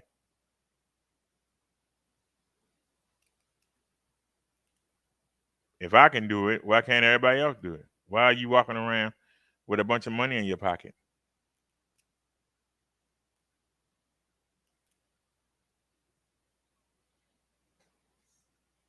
And if it's your chance, and it's your day, you've been chosen. It's your time because everybody's going to get robbed. It's just a matter of when it's your time. I told you what to do. Carry dummy money. Carry $30. Dummy money. When somebody pull a gun on you, hey, everybody play the fool. I knew it was my day to, sooner or later. That's why I always carry. Here you go. Have a nice day. You can take a 20, put some ones in the middle, do it in however you want to do it. Just here you go. That'll be my turn sooner or later. Have a nice one. And turn around and walk away. I hope they don't come. Hopefully they take the easy money and then go rob somebody else. That's what you hope.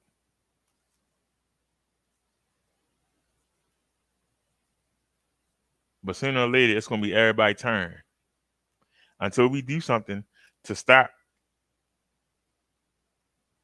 these criminals, sooner or later, it's going to be your turn. If it ain't going to be your turn, it's going to be somebody who you care about turn.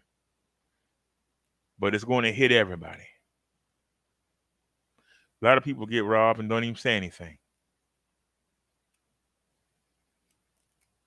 A lot of people get robbed and never say anything. It's a lot of cases that you don't hear about.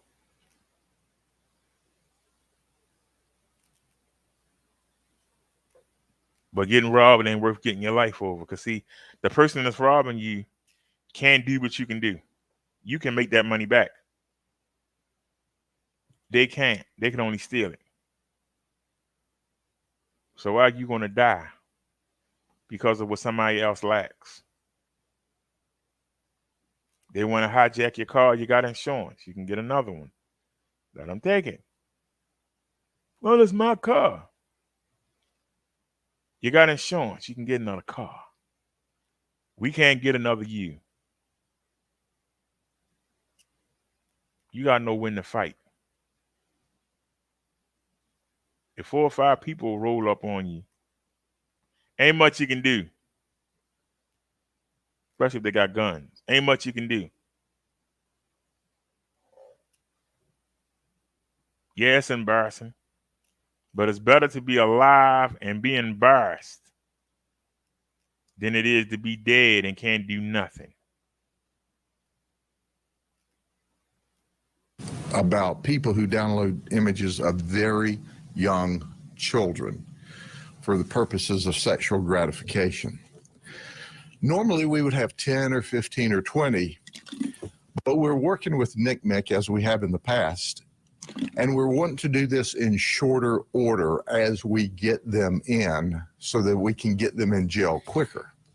You see, I don't believe you can get someone who deals in child pornography in the county jail and subsequently in prison quick enough. But it's worthy to go over some of these folks today so that you know who is doing very deviant things with child pornography. And we have research that shows us the overwhelming majority of these people either have engaged a child in inappropriate or sexual conduct or would if they had the opportunity. So this is not people that's just looking at child pornography. These are deviant people looking at very obscene materials. Now, some people still want to think that child pornography is some 16, 17-year-old girl who's a juvenile dressed up and looks like she's 25. Nothing could be further from the truth. In fact, these folks were looking at images of children being sexually abused or in sexually provocative states as young as in diapers. Did you hear what I just said? Children being sexually abused. It's going to get worse, my duck. That are as young as being We ain't as bad as it can be at. And these folks are collecting those images. So how about Kevin Hairston? The He's majority of us years of age. Haven't had He no did work hardship at yet. Nick and Mo's. And I know neither Nick or Mo is happy about this. He's charged with 10 counts of child porn. And we confirmed that he focused on children as young as 5 to 6 years of age. He's a sicko. Did you hear what I said? This is a child, a baby, literally. We caught him with 10 counts. Or how about DeMontavis Saunders? He's 21. He had 2 counts of child porn that we've charged him with and 1 count of promotion. He was happy to talk to us. He bragged and talked and confessed. And what's interesting, he didn't seem to understand that this was a very deviant thing that he was doing throughout his conversation with us. Understand that when we tell you they're charged with this many counts, that's only initially. We go back and do a forensic on all of their electronic devices and come back and file additional charges if we find additional child pornography or child obscenity. And it's rare when we don't find additional child pornography. How about Felipe Ortez? 6 counts of child porn. And then there's Zhen Shai Chen. He's 40 years of age. He worked at the Lucky Walk. His family owned that. 132 counts of child porn. God, and I can tell you, his family was mortified and worked with us completely whenever we did this investigation. but there's an outstanding warrant for him. You know why? Because he's currently over in China. He's not in the country at this moment in time. If he comes back, he will be arrested. If he does not come back, we will work with the Chinese authorities to deal with him over there. They'll probably be more than happy to extradite him to us. In addition to the 132 counts of child porn, in addition to that, he had baby sex toys. Did you hear that? This is disgusting. His family thinks it's disgusting. The world thinks it's disgusting. And then there's Juan Valdez. He's only 17. He had 500 images of child porn. 500. And he confessed. He said he's been downloading child porn for 4 years, since he was 13. Parents, where are you? Are you not watching what he's doing? He was downloading child porn of infants as young as 2 years old. This is not a 17-year-old downloading photographs of a 16-year-old, which is still illegal. This is 2 years old. He's currently charged as a juvenile, but we've asked our state attorney to waive him over to adult court because of the many images he has and the content he possessed of the very, very young children. That's frightening. Anytime you deal with folks dealing in child porn, it's frightening. Now, you'll have more of these press conferences and releases on fewer numbers of people because we're already working on the next group of people that we bring for you as we continue on our endeavor. We go after child predators, child pornographers, pedophiles, those that want to hurt our children. Uh-oh, wait a minute. I thought we were done with this. This is Hey I thought we were done with this story. Hold on. JB Buno. A lawsuit containing bombshell allegations against Brian Laundrie's family, claiming Brian told his parents about his murder of Gabby Petito and that his parents were trying to help him flee the country in early September. We're breaking down a lawsuit from Gabby Petito's family, just filed in Sarasota County Court in the last couple of days, here live on WFLA Now. Good afternoon to you folks. JB Buno here. I thought this was over. Once again, talking about a story that, of course, so many of you, millions around the world, were focused on in the latter half of last year, 2021. That, of course, being the murder of Gabby Petito and the subsequent suicide of Brian Laundrie. The story now takes a turn in a different direction in the form of a civil lawsuit that WFLA was able to obtain in the last several hours. It was filed in Sarasota County Court yesterday, that being Thursday, March 10th, and we obtained the documents first thing this morning. We've spent the last hour or so combing through it, and by now you've probably clicked on the link in the description on this video. You're joining us after this has been live and you just want to read the breakdown of the report. It's for you on WFLA.com, the WFLA app. You can also click on the link in the description on this video or in the pinned comment below. We're live on Facebook. We're live on YouTube. So just want to put that out there. There's a lot of folks out there that would prefer to read about this story rather than hear me talk about it for the next several minutes. But I am going to spend the next few minutes talking about it. And then what we're going to do is we're going to get to your comments, as we do here interactively on WFLA Now. This is our venture into interactive journalism. We want to feature your comments, your questions. You can use hashtag HeyJB in the Facebook Live, YouTube Live, or on Twitter as well in those comment sections across social media. And in the next few minutes, we'll be featuring some of your questions and comments. But here it is, the complaint, a civil lawsuit. We have been talking on WFLA Now in recent months about whether or not there was going to be a civil lawsuit filed by Gabby Petito's family. And here we have it today. Before we start to go item by item here and break down exactly what is detailed, I want to make something really clear to our audience. And it's very, very important that we are upfront and transparent and have this very important component of journalistic integrity put forth to you, our audience watching now. These are allegations. There's a lot of allegations, and a lot of them are massive as far as the Gabby Petito, Brian Laundrie story.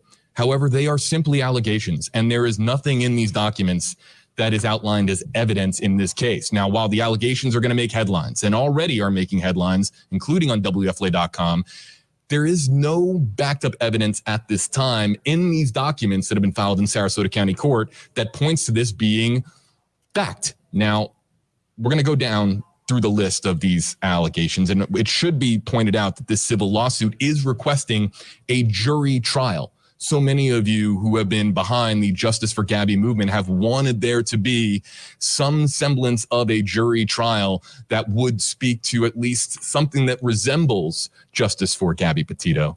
And they are requesting a jury trial in this case. It is a civil lawsuit filed by Joseph Petito, that's Gabby Petito's father, Nicole Schmidt, Gabby Petito's mother, in Sarasota County Court. That's, of course, where Chris and Roberta Laundrie live, the defendants in this case.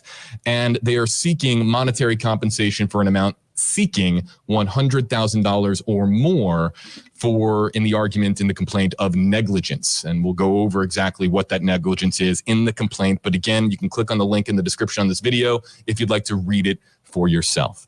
As we just kind of, get going here as far as reading through the document itself. Good evening to everybody joining us on Facebook Live. Good evening to everybody joining us on WFLA.com, the WFLA app, as well as on YouTube. I hope that you're having a good Friday afternoon as we near the weekend here in the Tampa Bay area. Okay, so the complaint filed March 10th in Sarasota County Court by Joseph Petito and Nicole Schmidt. I'm going to go through this line item by line item, and I have highlighted here about 6 or 7 certain items that are of particular note. Allegations that, if we had known about them months ago, would have been massive international news when the entire world was watching the Gabby Petito and Brian Laundrie story and was hyper focused on this with every development that came on literally an hour by hour basis. So I'm going to go through these items. I'm going to read them for you, and we'll do it together. And then I will kind of point out the ones that are allegations that are new and quote unquote bombshell, if you will, because they're new allegations that we didn't know about previously. So there's a lot just going over the listing of the plaintiffs. We're going to pick this up on page 2 with point number 7. Brian Laundrie and Gabrielle Petito became engaged to marry on or about July 2nd of 2020. On July 2nd of 2021, Brian Laundrie and Gabrielle Petito left New York in a van owned by Gabrielle Petito to take a trip to the western United States, which was expected to last for several months. Point 9. Prior to the trip taken by Gabrielle Petito and Brian Laundrie, Joseph Petito and Nicole Schmidt and Christopher Laundrie and Roberta Laundrie had a cordial relationship. Point 10. Gabrielle Petito had hopes of becoming a travel influencer, a van lifer, and document her cross-country travels on social media sites such as YouTube, Instagram, and TikTok. Point number 11. During the course of the aforementioned trip, Gabrielle Petito called her family almost daily, including her parents, Joseph Petito and Nicole Schmidt, and her siblings. Point 12. The last communication that Gabrielle Petito had with Joseph Petito was on August 21st, 2021. Point number 13. The last communication that Nicole Schmidt had with Gabrielle Petito was on August 27th, 2021. All right, this is the first point that I highlight, which means that this is something new, and it's point number 14. It is believed that on August 27th, 2021, Brian Laundrie murdered Gabby Petito. That cause of her death was blunt force injuries to the head and neck with manual strangulation. So before we move on to point 15, let's talk about what's new here. And I want to make sure that we're still live. I think we lost signal here for just a second. But that the cause of death was blunt force injuries to the head and neck with manual strangulation. They're pinpointing the date of August 27th, and they're also saying that there was blunt force injury trauma to Gabby Petito. Now, this was not outlined in the report by Teton County Coroner Dr. Brent Blue last year. The cause of death was revealed to be manual strangulation, but now Joseph Petito And Nicole Schmidt, Gabby's parents, are alleging that in addition to there being manual strangulation, in addition to manual strangulation being the cause of death, that there were also blunt force injuries to the head and neck. Which now again, these are allegations without evidence, but it speaks to a little bit more about what Gabby Petito's final moments might have been like. We move on to point number 15. Gabrielle Petito was 22 years of age at the time of her death. I highlight again here point number 16. Listen closely. After Brian Laundrie murdered Gabby Petito, Brian Laundrie sent text messages back and forth between his cell phone and Gabrielle Petito's cell phone in an effort to hide the fact that she was deceased. Before we move to point 17, we have talked about this at great length on WFLA Now and previous live streams, that the text messages gave Nicole Schmidt, Gabby's mom, just a bit of a strange feeling that something wasn't right. And now that we have these text messages that are between Gabby's phone and Brian's phone, what they are saying is that they're reading between the lines here. This point is alleging that this was part of now a cover-up to try to make it seem as if Brian Laundrie had nothing to do with Gabby's murder. This is, again, reading into this document that has been filed, a civil lawsuit by the Petito family. Let's go on to these next 3 points are all massively significant. So if you're joining this live stream for just the next few minutes, this is really where we're getting to the nuggets that are really new and speak volumes as to what Gabby's family is alleging. On August 27th, 2021, it is believed that Brian Laundrie sent a text to Nicole Schmidt in which he referred to Gabrielle Petito's grandfather, Stan, by name. Gabrielle Petito never called her grandfather by his name. This goes back now to the text message, the Stan text message that was sent to Nicole Schmidt, which was so bizarre to Nicole. And I've talked to Nicole in the past about how strange this was, because who calling your grandfather by their first name and not, a common nickname like Papa or Grandpa or something like that was very, very unorthodox. And Nicole Schmidt had very, very strong feelings connected to that text message that something wasn't right, that something was drastically wrong. Point number 18, it is believed and therefore averred that on or about August 28, 2021, Brian Laundrie advised his parents, Christopher Laundrie and Roberta Laundrie, that he had murdered Gabrielle Petito. On that same date, Christopher Laundrie and Roberta Laundrie spoke with attorney Steve Bertolino and sent him a retainer on September 2nd, 2021. Now, the online sleuths that have paid a whole lot of attention to the story and have pieced together the timeline, I'm really calling out the folks on Reddit who have really gravitated towards this story. 6 figures large on Reddit was the Gabby Petito subreddit, piecing together the timeline.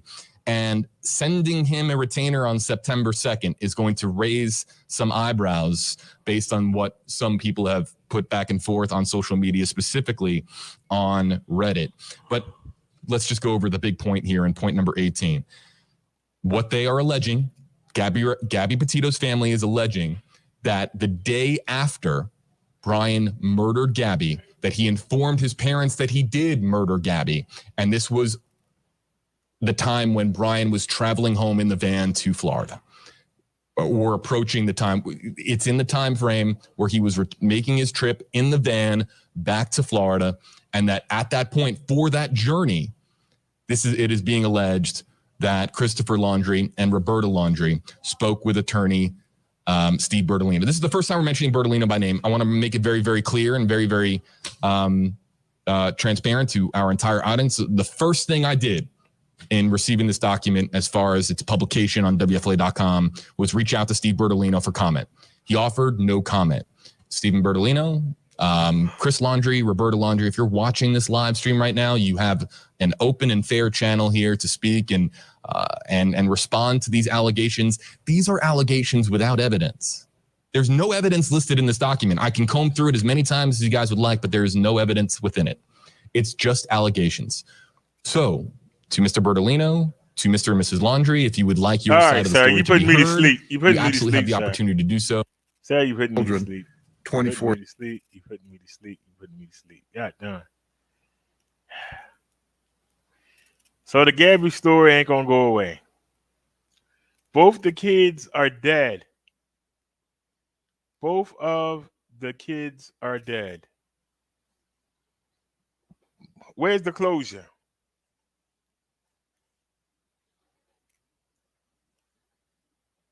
Where's the closure? We don't have to go through a long trial.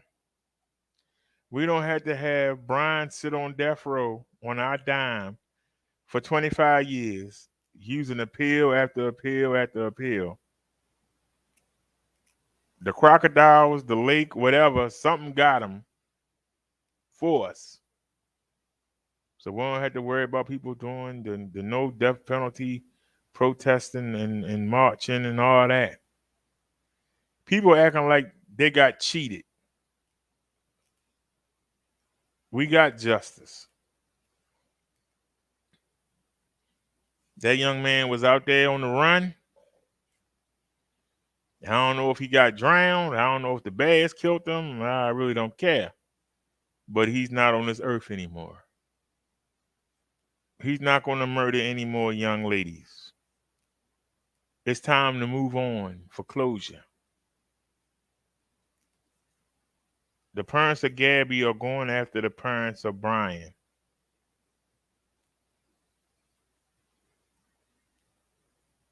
They hurting too. They lost a son. Yes, they lost a daughter. But Gabby parents know what happened to her daughter.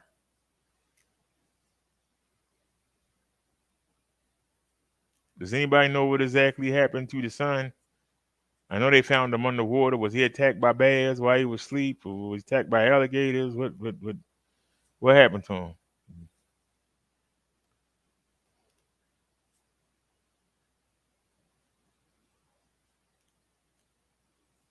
Because see,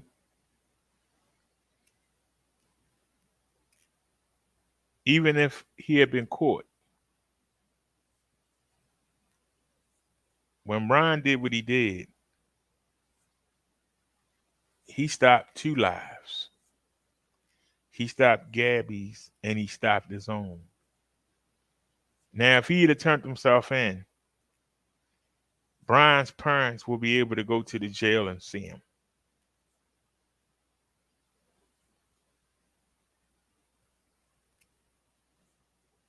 But he lost his life out there in the woods. So neither of the parents have a child.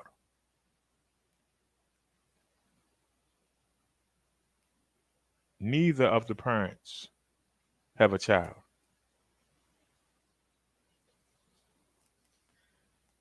An eye for an eye, I guess you could say. They both gone from this world. But guess what? The world moves on. And these 2 families have to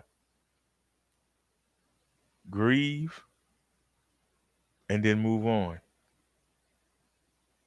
Our God is the God of the living. They're not living on earth anymore. Their bodies are dead.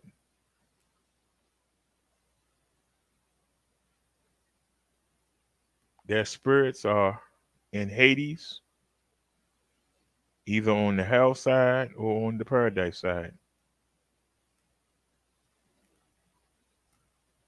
But the spirits are gone.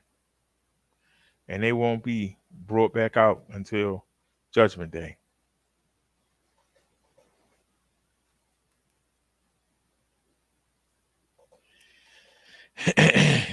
Nia says she fell asleep.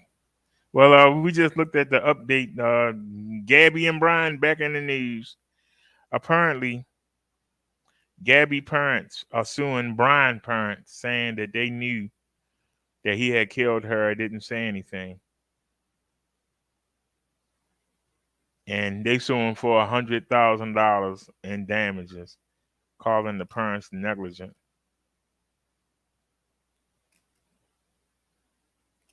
Let's say this is true, Nia. Let's say that the parents did know that Brian had killed Gabby. Gabby's parents don't have Gabby. Brian parents don't have Brian. What's the purpose of suing them?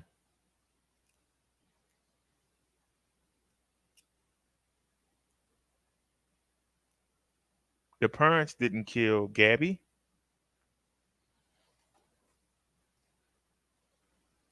Both sets of parents lost a child. So what's the purpose of trying to sue the parents?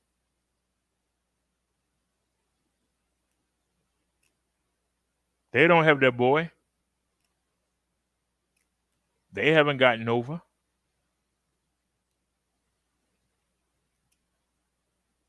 They not better off. Their son is dead.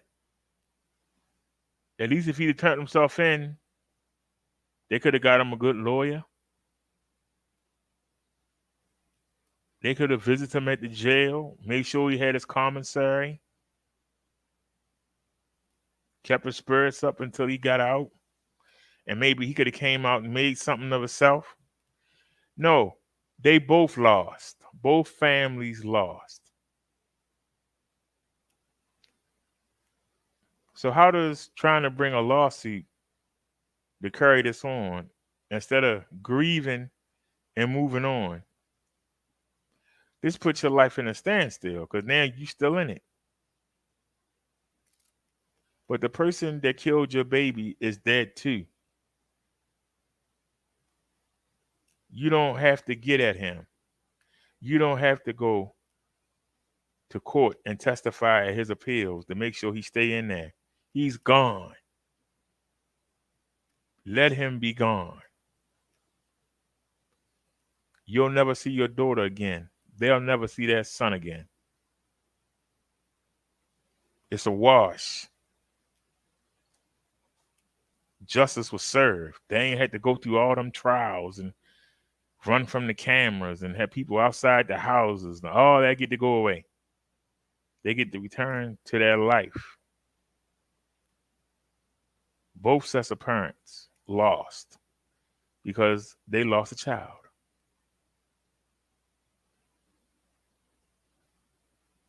How is trying to get money going to bring Gabby back? And for the people that were feeling sorry for them, now they're going to look like money-grubbing, vengeful people. Because what is getting $100,000 out of Brian parents? What is that going to do for them? It's not going to bring Gabby back.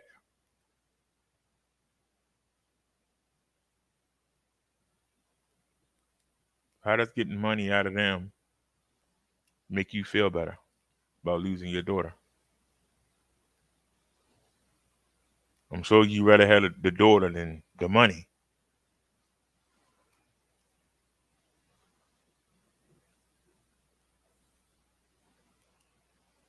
If they do get any money, are they going to donate it to charity? They're going to donate it to the House of Ruth?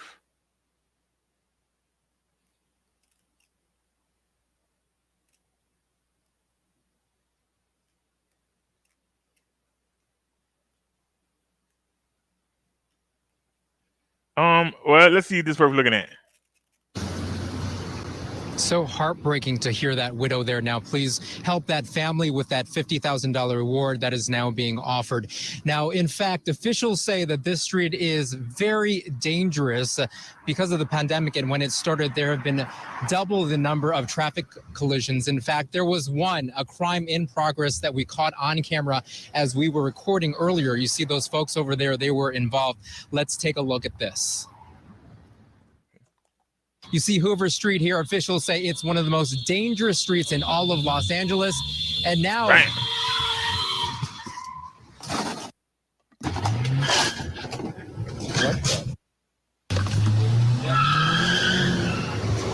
Holy...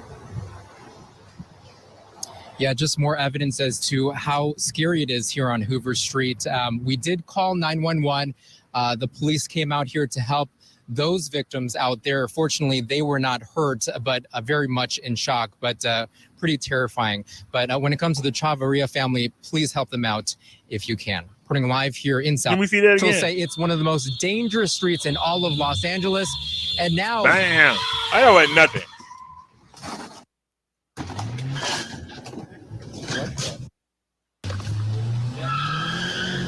They flew out of there, though. Yeah, just more evidence as to how scary it is here on Hoover Street. We did call 911. So what do y'all think gonna happen when they realize that they on TV and they probably got the license plate off the camera? What do you think the people are thinking to themselves right now? Because they didn't stop. Oh, 1 hour ago, breaking news. Now to the south suburbs where a 3-year-old boy accidentally shot and killed his mother. It happened in the parking lot of a Food for Less grocery store in Dalton. Police say the family was sitting in their car yesterday when the boy picked up a gun and fired it, striking his mother. She died at the hospital. Community activist and Dalton Village trustee Andrew Holmes was at the parking lot today handing out gun locks and talking firearms safety. If you leave it secure, not only will you save the person's life that's driving, the mother or the father, you also can save that child from trauma the rest of his or her life. The boy's father reportedly admitted he owned the gun. He is in police custody as they investigate, but no charges have been filed.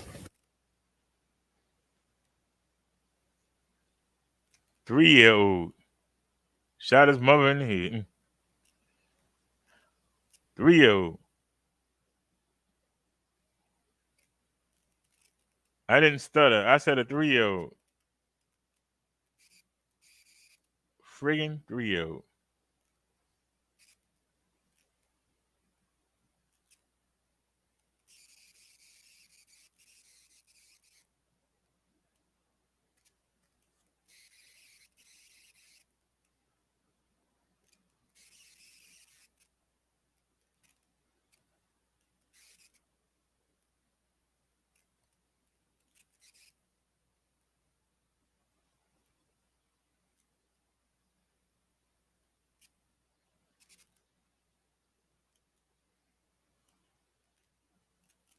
Breaking news.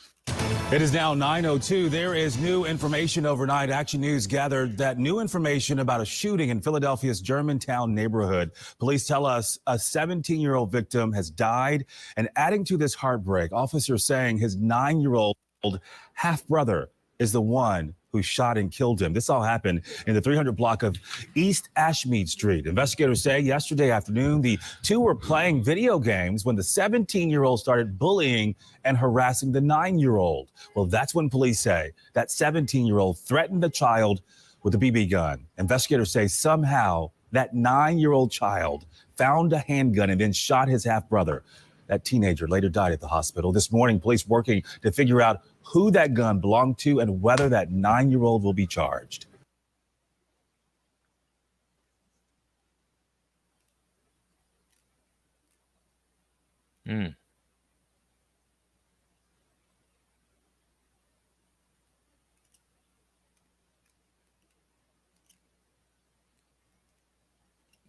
I'm going to take a chance on this. I might regret A murder this. mystery, the search for the person who mutilated a woman in Brooklyn.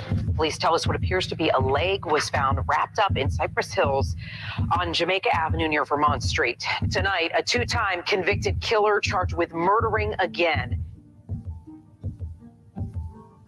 You know, this is a gruesome and barbaric homicide, which resulted in a headless torso being disposed of on a New York City corner. And it takes a serial killer off our street. So I'd like to draw your attention to February 27th at approximately 11:40 hours. We observed our victim enter 50 Pennsylvania Avenue with the same shopping cart she was later found dead inside. She is later identified as Susan Yeldon, female, white, 68 years old. She resides at a senior home for the LGBTQ plus community in Fort Greene. According to persons known to us, she has lived there for 8 months and is an activist and supporter of these causes. I love this place, and it's so heartbreaking to hear this kind of news. On March 1st, our perpetrator, Miss Harvey, and another unknown female enter Home Depot in Manhattan. They purchase a Sawzall, trash bags, and cleaning solutions, and both individuals return to Pennsylvania Avenue. The next day, Miss Harvey is observed walking to the intersection of Atlantic and Pennsylvania, leaving our shopping cart behind. Approximately 6 hours later, a male observes the cart and calls 911. Upon arrival, they observed a black plastic bag inside a gray bag in a shopping cart. Inside that black bag was the torso of a human body. On March 3rd in the early afternoon, detectives arrive at 50 Pennsylvania Avenue and receive information our person of interest is on the 3rd floor. In apartment 3DD, they observed blood splatter and several trash bags. The next day, March 4th, detectives executed a search warrant at that location where recover human body parts inside. On March 7th, a human leg is recovered on Jamaica Avenue. I'd like to show you the video of Miss Harvey in a store. She gets up out of the wheelchair there, and the leg is right there on the seat. The same type of plastic bag that we recovered at the scene, and as you saw in the video, it was behind the lower back, right around the 99-cent store. So yes, she had it with her. Investigation into this incident led detectives from the 7-5 precinct and Brooklyn North homicide to gather evidence which led to a grand jury indictment of a Harvey Marcelin, aka Marceline Harvey, who was on lifetime parole for manslaughter and whom resides at 50 Pennsylvania Avenue, apartment 3D. Her record includes 5 previous arrests: in September 1957 for a felony assault, in May of 1962 for booking, in March of 63 for a rape, in April of 63 for a homicide up in Harlem where a shot and killed a female. For this offense, she received a sentence of 20 years to life. Is it a man or a woman? Released in May of 1984 to lifetime parole. And the final arrest in November of 85 in Central Park, a homicide where the victim was stabbed and cut up and the female dumped in body bags.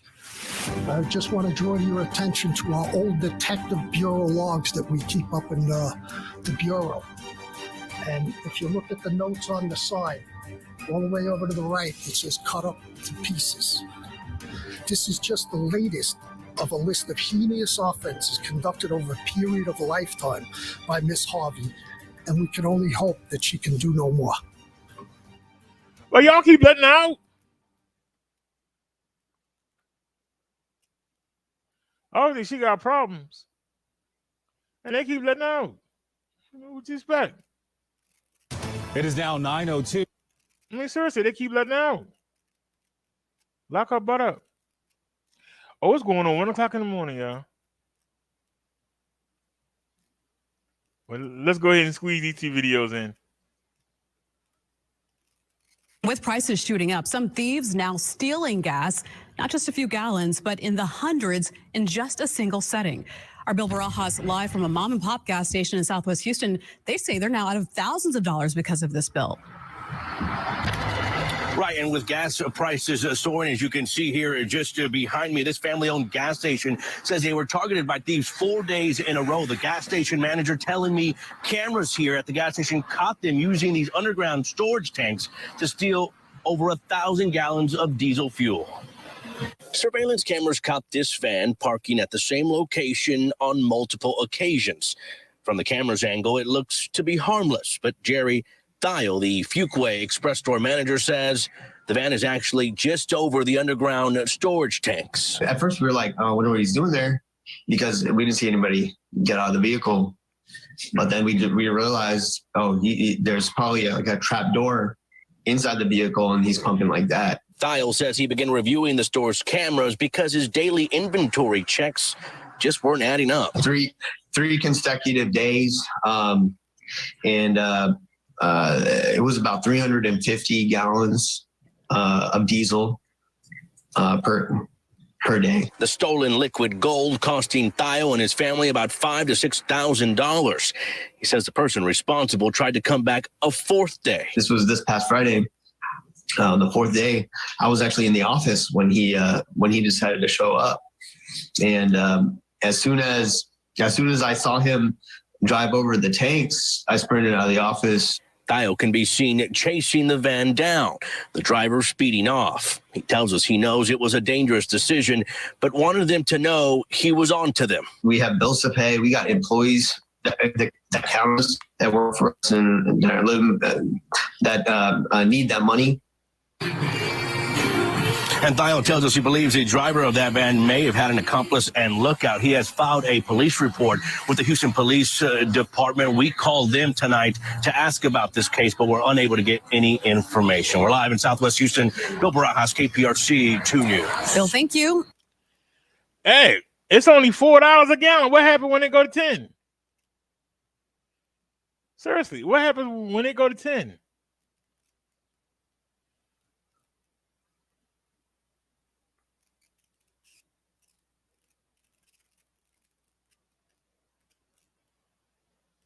All right, y'all, we got a chase. Down Los Angeles, southbound, northbound on the 110 freeway. Whoa, how did he pull that off? No, he went all the way from the left lane to the right lane.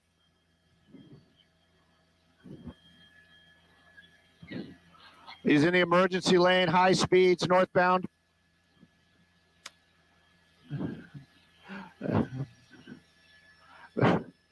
Michaela, stolen vehicle pursuit, extremely high speeds. He's on the freeway right there. This guy really, we've just in the few moments that we've been over it, he's made contact with at least 2 other vehicles out here. High speeds back on the side streets right there. I believe that's going to be Flower because he's paralleling the 110 freeway northbound. LAPD chasing this vehicle on the helicopter, not us clearly, but the LAPD helicopter still making its way over to here. Whoa! That's what we always worry about when we see these chases out here. Now that civilian rear-ended pretty hard out here. That SUV now damaged, but this driver's still continuing to try to get away from LAPD. They're going to be chasing him. I'm sure one of the other LAPD vehicles is going to stop to see if that person is okay. Parts of that front end just coming off right there, but the driver of this stolen vehicle continuing to drive very recklessly. That's a beautiful truck. This is one of the reasons why we're always so concerned about these chases, as is civilians and everybody that's down there on the ground, in that traffic when these cars are driving so recklessly. LAPD vehicles is still behind them, so there are some lights and sirens giving some people some heads up on the ground. Right now, though, making a turn into a residential neighborhood. It's going to be a little difficult to get the exact streets out here, but you can see that car, running through another area where there were stop signs, still moving very, very quickly. And again, you can see this car damaged now. It's going to be even more harder for that driver to keep control over it. Higher speeds, smaller streets, very, very dangerous. Michaela?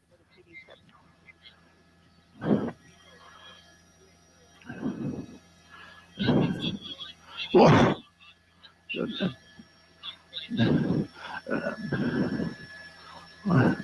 Who's breathing like that? God, no, busy street. Oh! Another accident right there. Michaela, we never think there's anything funny about any of these pursuits. They are very, very dangerous. And this is where you going, fat boy? We always are worried about anybody involved, even that civilian or that suspect down there. That vehicle that guy out running right now. I'm working with Angie, our pilot, this morning, trying to keep an eye on where that suspect is, running through an alleyway, still trying to avoid law enforcement. And this is one of those things, law enforcement, they have to keep these people safe. And then you can see it right there, the suspect trying to get into somebody's property or still trying to hide, but doing a very, very poor job of it right there. LAPD coming to a stop. Oh, come on, guys, he's right there. The officer's running right by him. They're going right by him. Angie, our pilot today, talking on 02, trying to tell the officers that this suspect is right there. And again, you just saw that. Oh my goodness, I just feel so bad for those officers making their way back now. It's the blue car. There we go. Somebody's getting the information. Somebody's got to be getting the information. Keep coming around, Ange. Keep coming around. Keep coming around. That suspect, unbelievable. We're watching this live. And you have to understand that these officers, they don't know what the information that we know. But again, that LAPD helicopter just arriving. There you go. Some of those officers must be getting that information. There you go. There you go. And now that suspect going into custody. Wow. Wow. And they haven't seen him yet. This is unbelievable. There we go. Oh my gosh. Sorry about that. They got a little tense there at the end.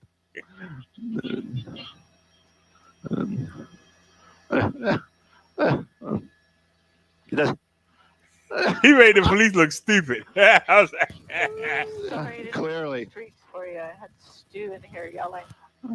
Yeah. Yeah.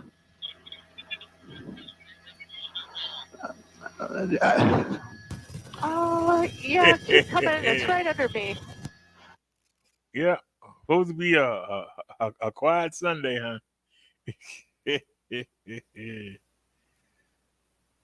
That's a damn shame.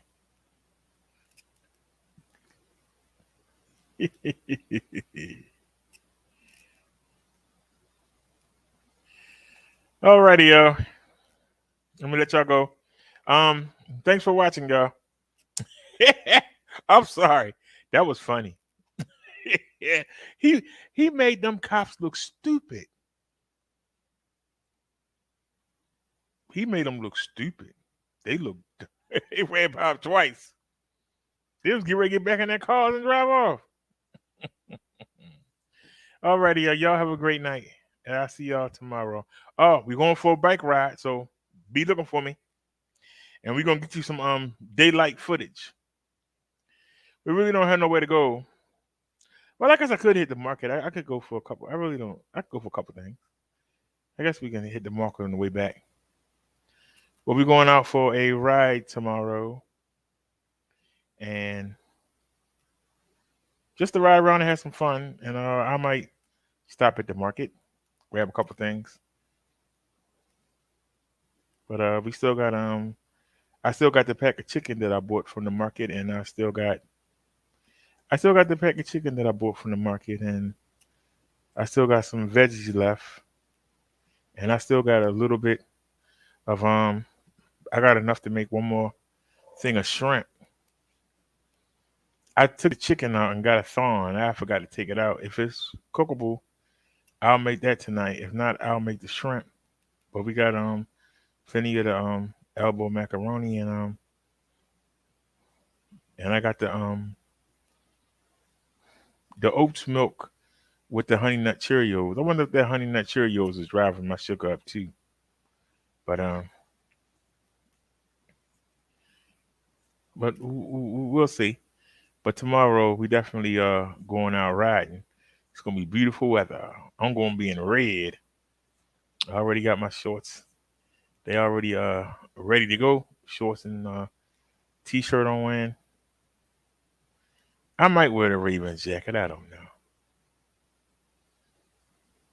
But shoot, it's supposed to be 60-something degrees tomorrow. Let me see.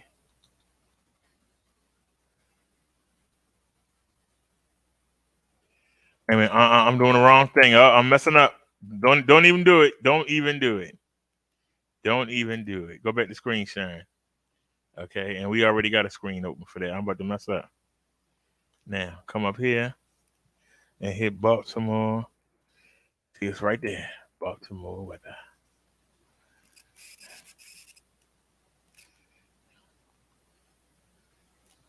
And y'all can see. Oh, they dropped it down. It was supposed to be, I'll take it though. 56 degrees. 60 on Tuesday, 61, 53 on Thursday, but it's going to rain. 62 Friday, 58 Saturday, 58. I don't know if I trust them people. Give me somebody. Who is that?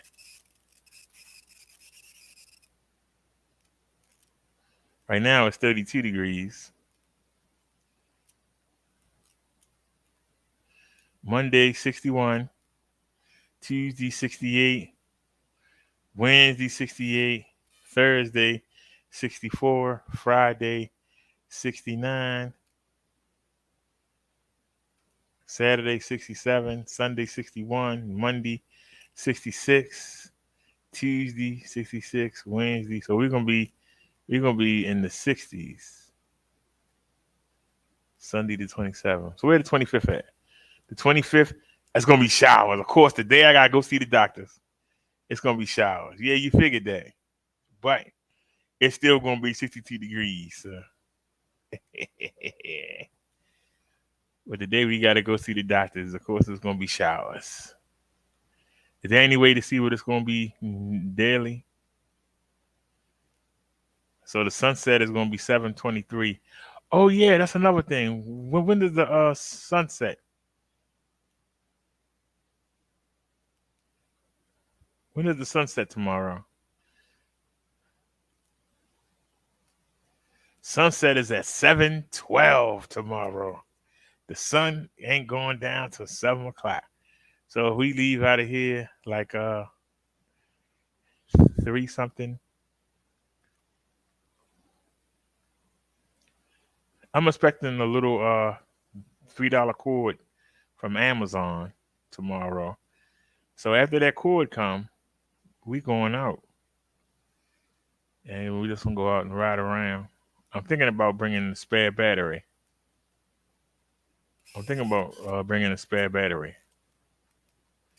But tomorrow, we just got a little cord coming. It's just an extender.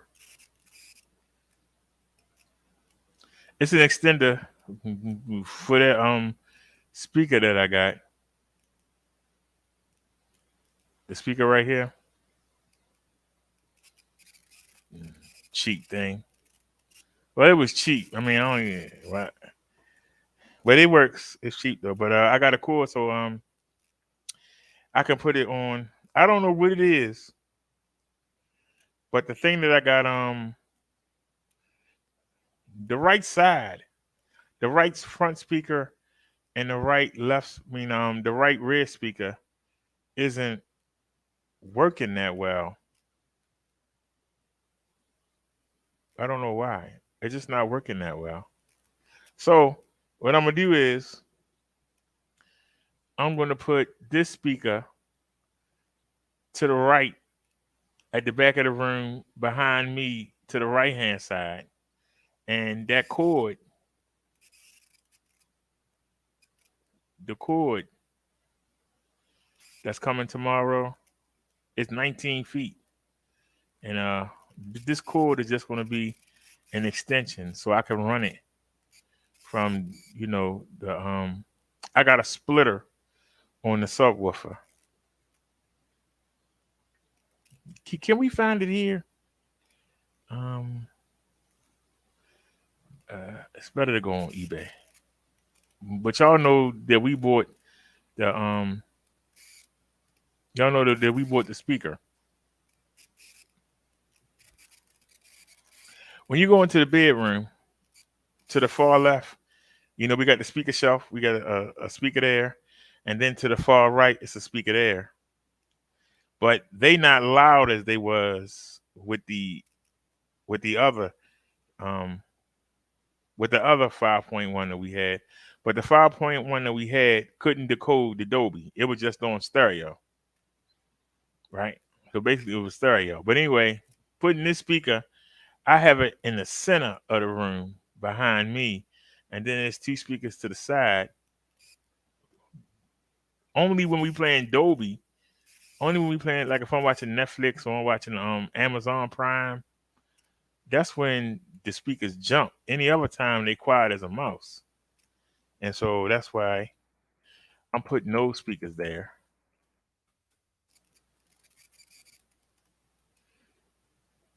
Oh, we got a blessing today. I can't wait. Supposed to be here on the 22nd. I can't wait. We go to the foot doctors on the 25th, and I can't wait to wear these to the foot doctor. Yeah, that's like right on time. But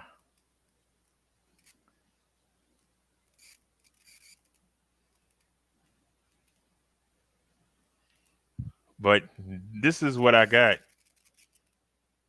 They don't give you a lot of pictures. So let's see. Is this a better picture of it? Is this the same one that I got? Yeah. If y'all look, you can see front, right, and left. That's the center subwoofer is here. The center speaker and the subwoofer speaker is here, and then here's the rear.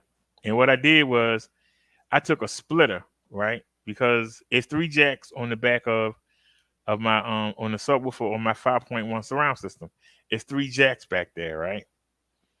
And it's really 5.1 is 5 in the subwoofer, so that's 6. So you got 2, 4, and 6. You got 2, 4, 6. The front and right, the front left and right is 2. The rear left and right is 2. And then you got the subwoofer. I got a splitter coming out the subwoofer, right? And what I done is I got these same jacks on the back of the thing. I put a splitter on that jack. And so I'm running the center subwoofer because that's where the dialogue is. And you know the bass is, but that's where the dialogue is. I'm running the center. I got a split. And so this is coming out and going into the rear on the I got it split on both sides. I got a splitter coming out of here, a splitter coming out of here. Y'all following me? So what I'm doing is I'm taking the vocals that's only supposed to come from the center speaker. I'm taking the vocals and I'm mixing it with the left, front, and rear. See, you can get a matrix. Matrix means that it takes the stereo sound from the front, right, and left, and it'll mix it. It'll have it come out the rear speakers. But on a 5.1, it's not the audio, the vocals, people talking come out the center speaker. And so if you want to hear what the people saying, but you don't, because it comes from the front of the room, I got it on top of the TV. What I did was I took the bike speaker, I got that at the center. So it's really behind me. And I got the rears coming out, but I also got the audio from that. And so what I'm doing is I bought that speaker that I just showed you. It was cheap. It was only $11. I bought that speaker and the extension cable is coming. I'm going to put that right underneath in the corner. So it's going to be at the far right at the rear. And then I'm going to have the bike speaker that's in the center. And so that's going to give me, I won't have to lean forward to hear the vocals. The vocals will be coming at me like this. So whereas the vocals will come from the front, I got the vocals coming like this at me, front and rear. And then I still got the rear sounds for like when I'm watching something in 5.1. So I'll still get the rear sound effects from the Dolby. That's why I got them split. I know y'all saying I'm cheating, and I am cheating. It's called cheapy cheating because, instead of turning the volume up louder, and it's a TV setting that also has a vocal switch, voice clarity. And I got that on high. You can have it off, low, or high. I got it on high so that the vocals come through crisp so that I can hear every word that's going on. A lot of the times when you get these surround sounds, sometimes the words get muddled. And that's why I like having the vocals come. And they're going to be coming all 3 ways from the rear. So I won't have to have it loud. And I still be able to hear every word and not bother the other people in the building as much. Now, I got this, but I made a mistake. What was the mistake I made? We'll take it show the front better. Now, that's the rear.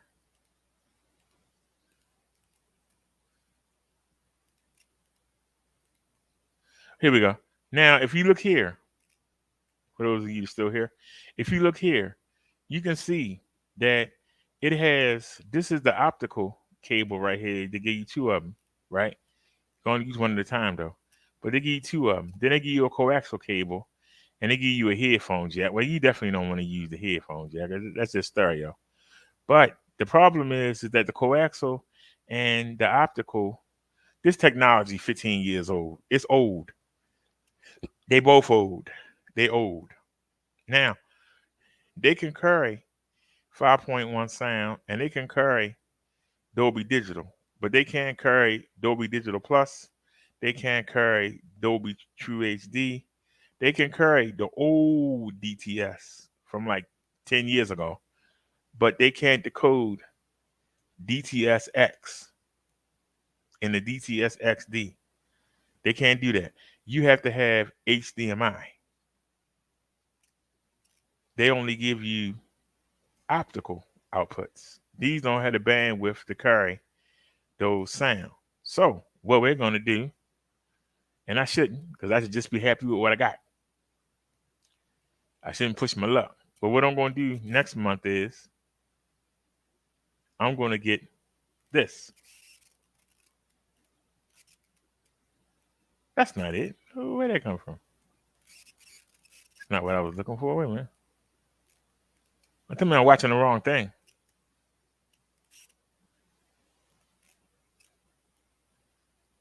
This too much. If they want $30 shipping, they can jump in the lake. Here it is right here. So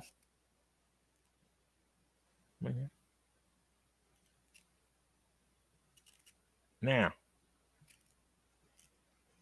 this, you're probably saying, well, don't it look similar? Well, yes, it does, except for one thing. If you look, can we get a picture with both sides? Yeah. If you look, there's the HDMI in, right? Now, HDMI can carry 8 channels, and it can carry video, but it can carry Dolby True HD. It can carry Dolby Digital Plus. It can carry Dolby Atmos. You need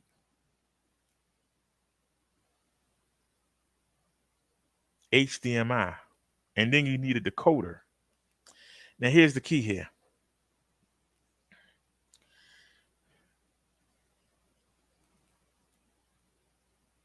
If it's compressed, optical can carry the old Dolby, but it's got to be compressed.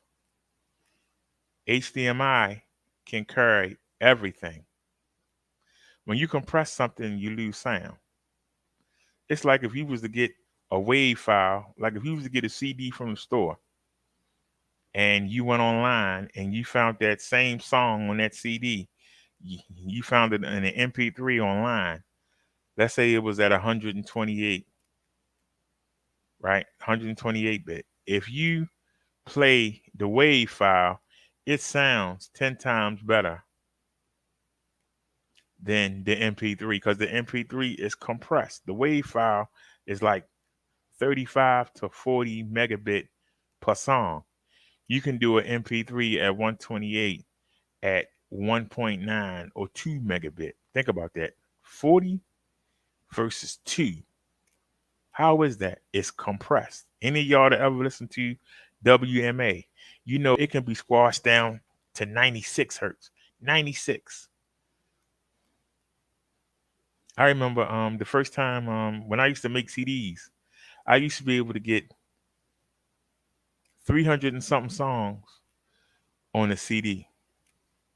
300 and something songs on the CD in Windows Media Audio, WMA. I used to be able to get 300 and something songs on one CD because they compressed it so much, but you could hear it. It didn't sound right. Well, that's what optical and coaxial does. It compresses it, and then it compresses it. It doesn't sound the same. That's why people say that Dolby Digital don't sound as good as DTS because DTS doesn't compress the files, but Dolby compresses the files. And when you compress something, when you squish it, you lose something. HDMI can handle all the files. So the problem is, how do you get it out? I just showed you the one that I have. It only has optical. Optical can only carry 5.1 if it's compressed, squished down, right? It doesn't have the bandwidth to cover the bigger files. So we're going to go HDMI in from the PC, have it come out to the TV. We're going to take the audio.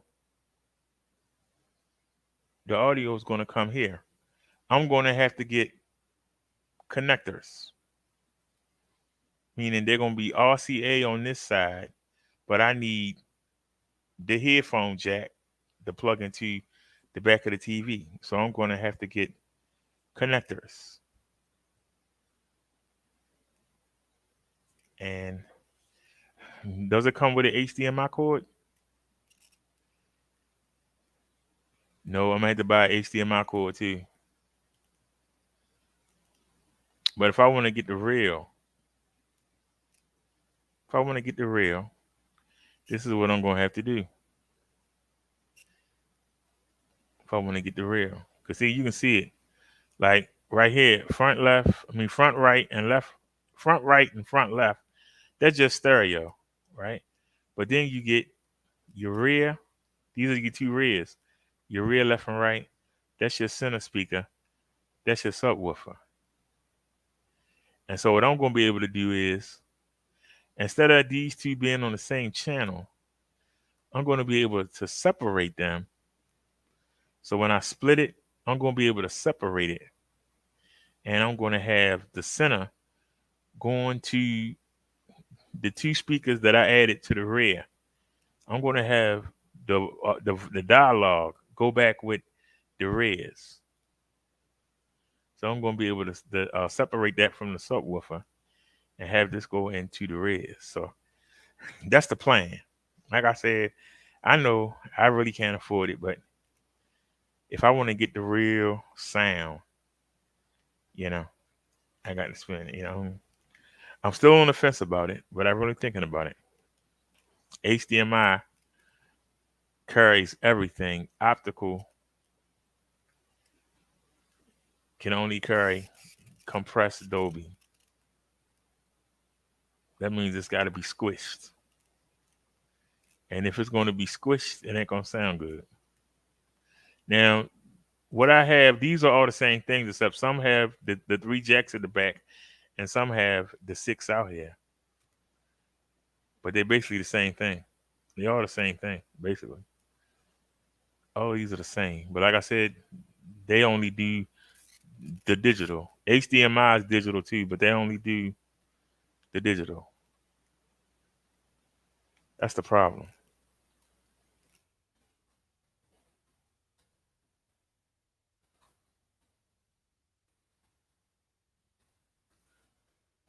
I could just be happy and just leave it alone.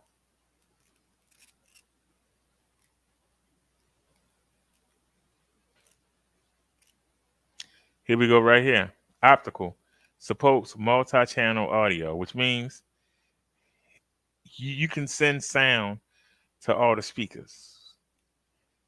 Transmits high quality audio.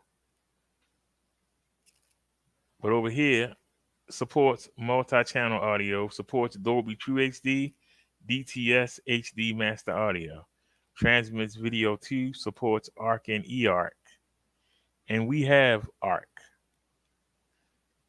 So HDMI supports all this, and look over here. Nothing. And look over here. This is what you get with HDMI. Look over here.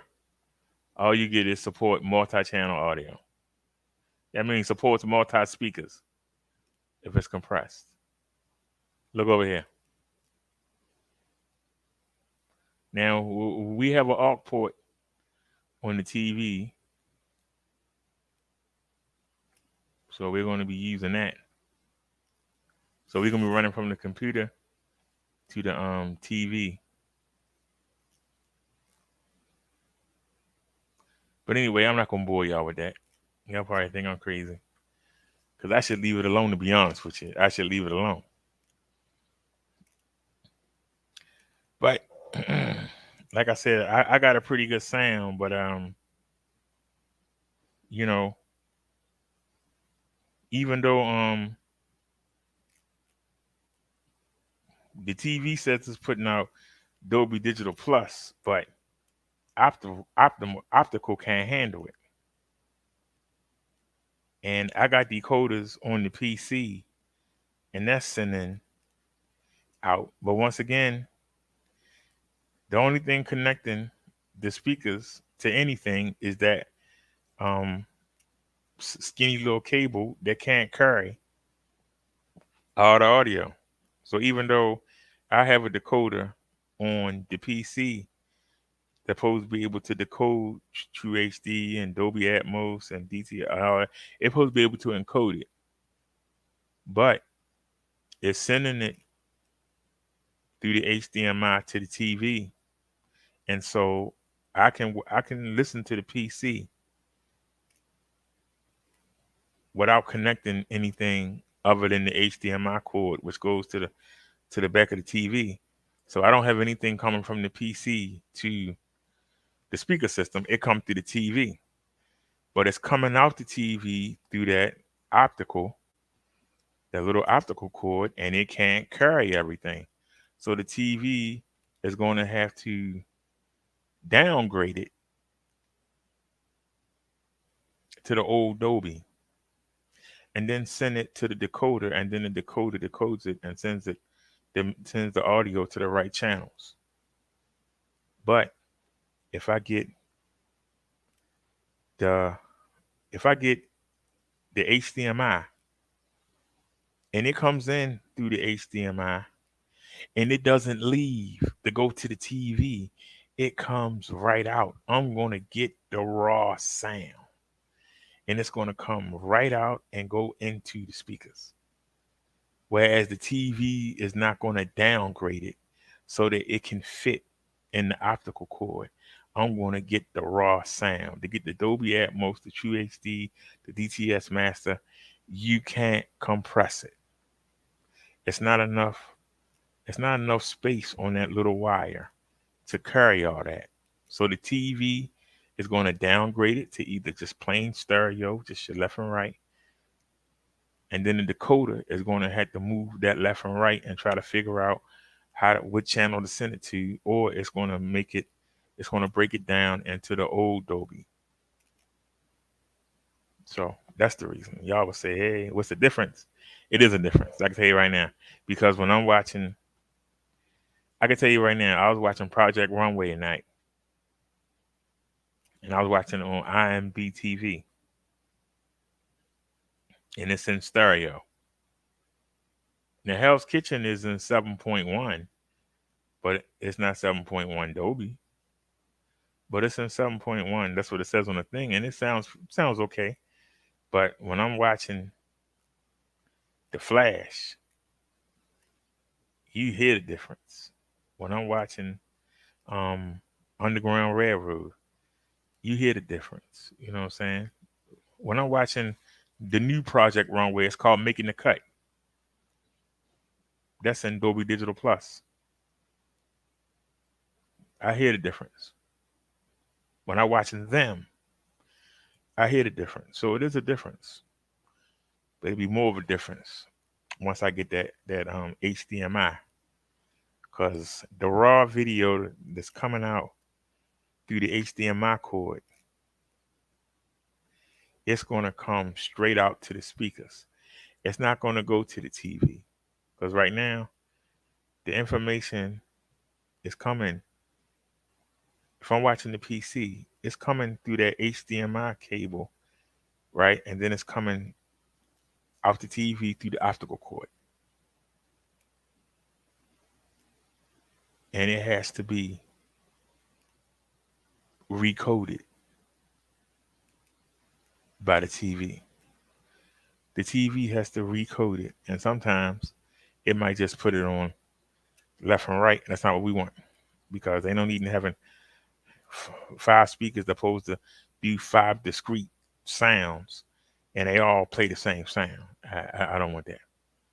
I might as well just put some boom boxes in the corners.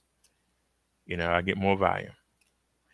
But anyway, y'all, let me let y'all go. Y'all have a great night. Thanks for watching, everybody. It's 1:18 in the morning. Y'all have a good night. I'll see y'all tomorrow. Peace, everybody. Take it easy, and thanks for watching. As Nia would say, see you soon. As Chung Lee would say, don't leave home without the wasp spray. As I say, I'm going to see y'all tomorrow afternoon. We going out bike riding. And we got the new camera, and I'm thinking about bringing the spare battery.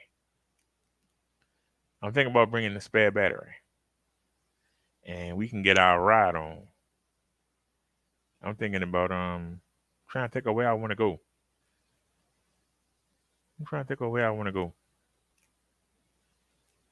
I don't know, but we're going somewhere. We're going for a nice ride tomorrow. So y'all have a great night, and I'll see y'all tomorrow. Thanks for watching, everybody. Hope y'all enjoyed the sermon, and we out.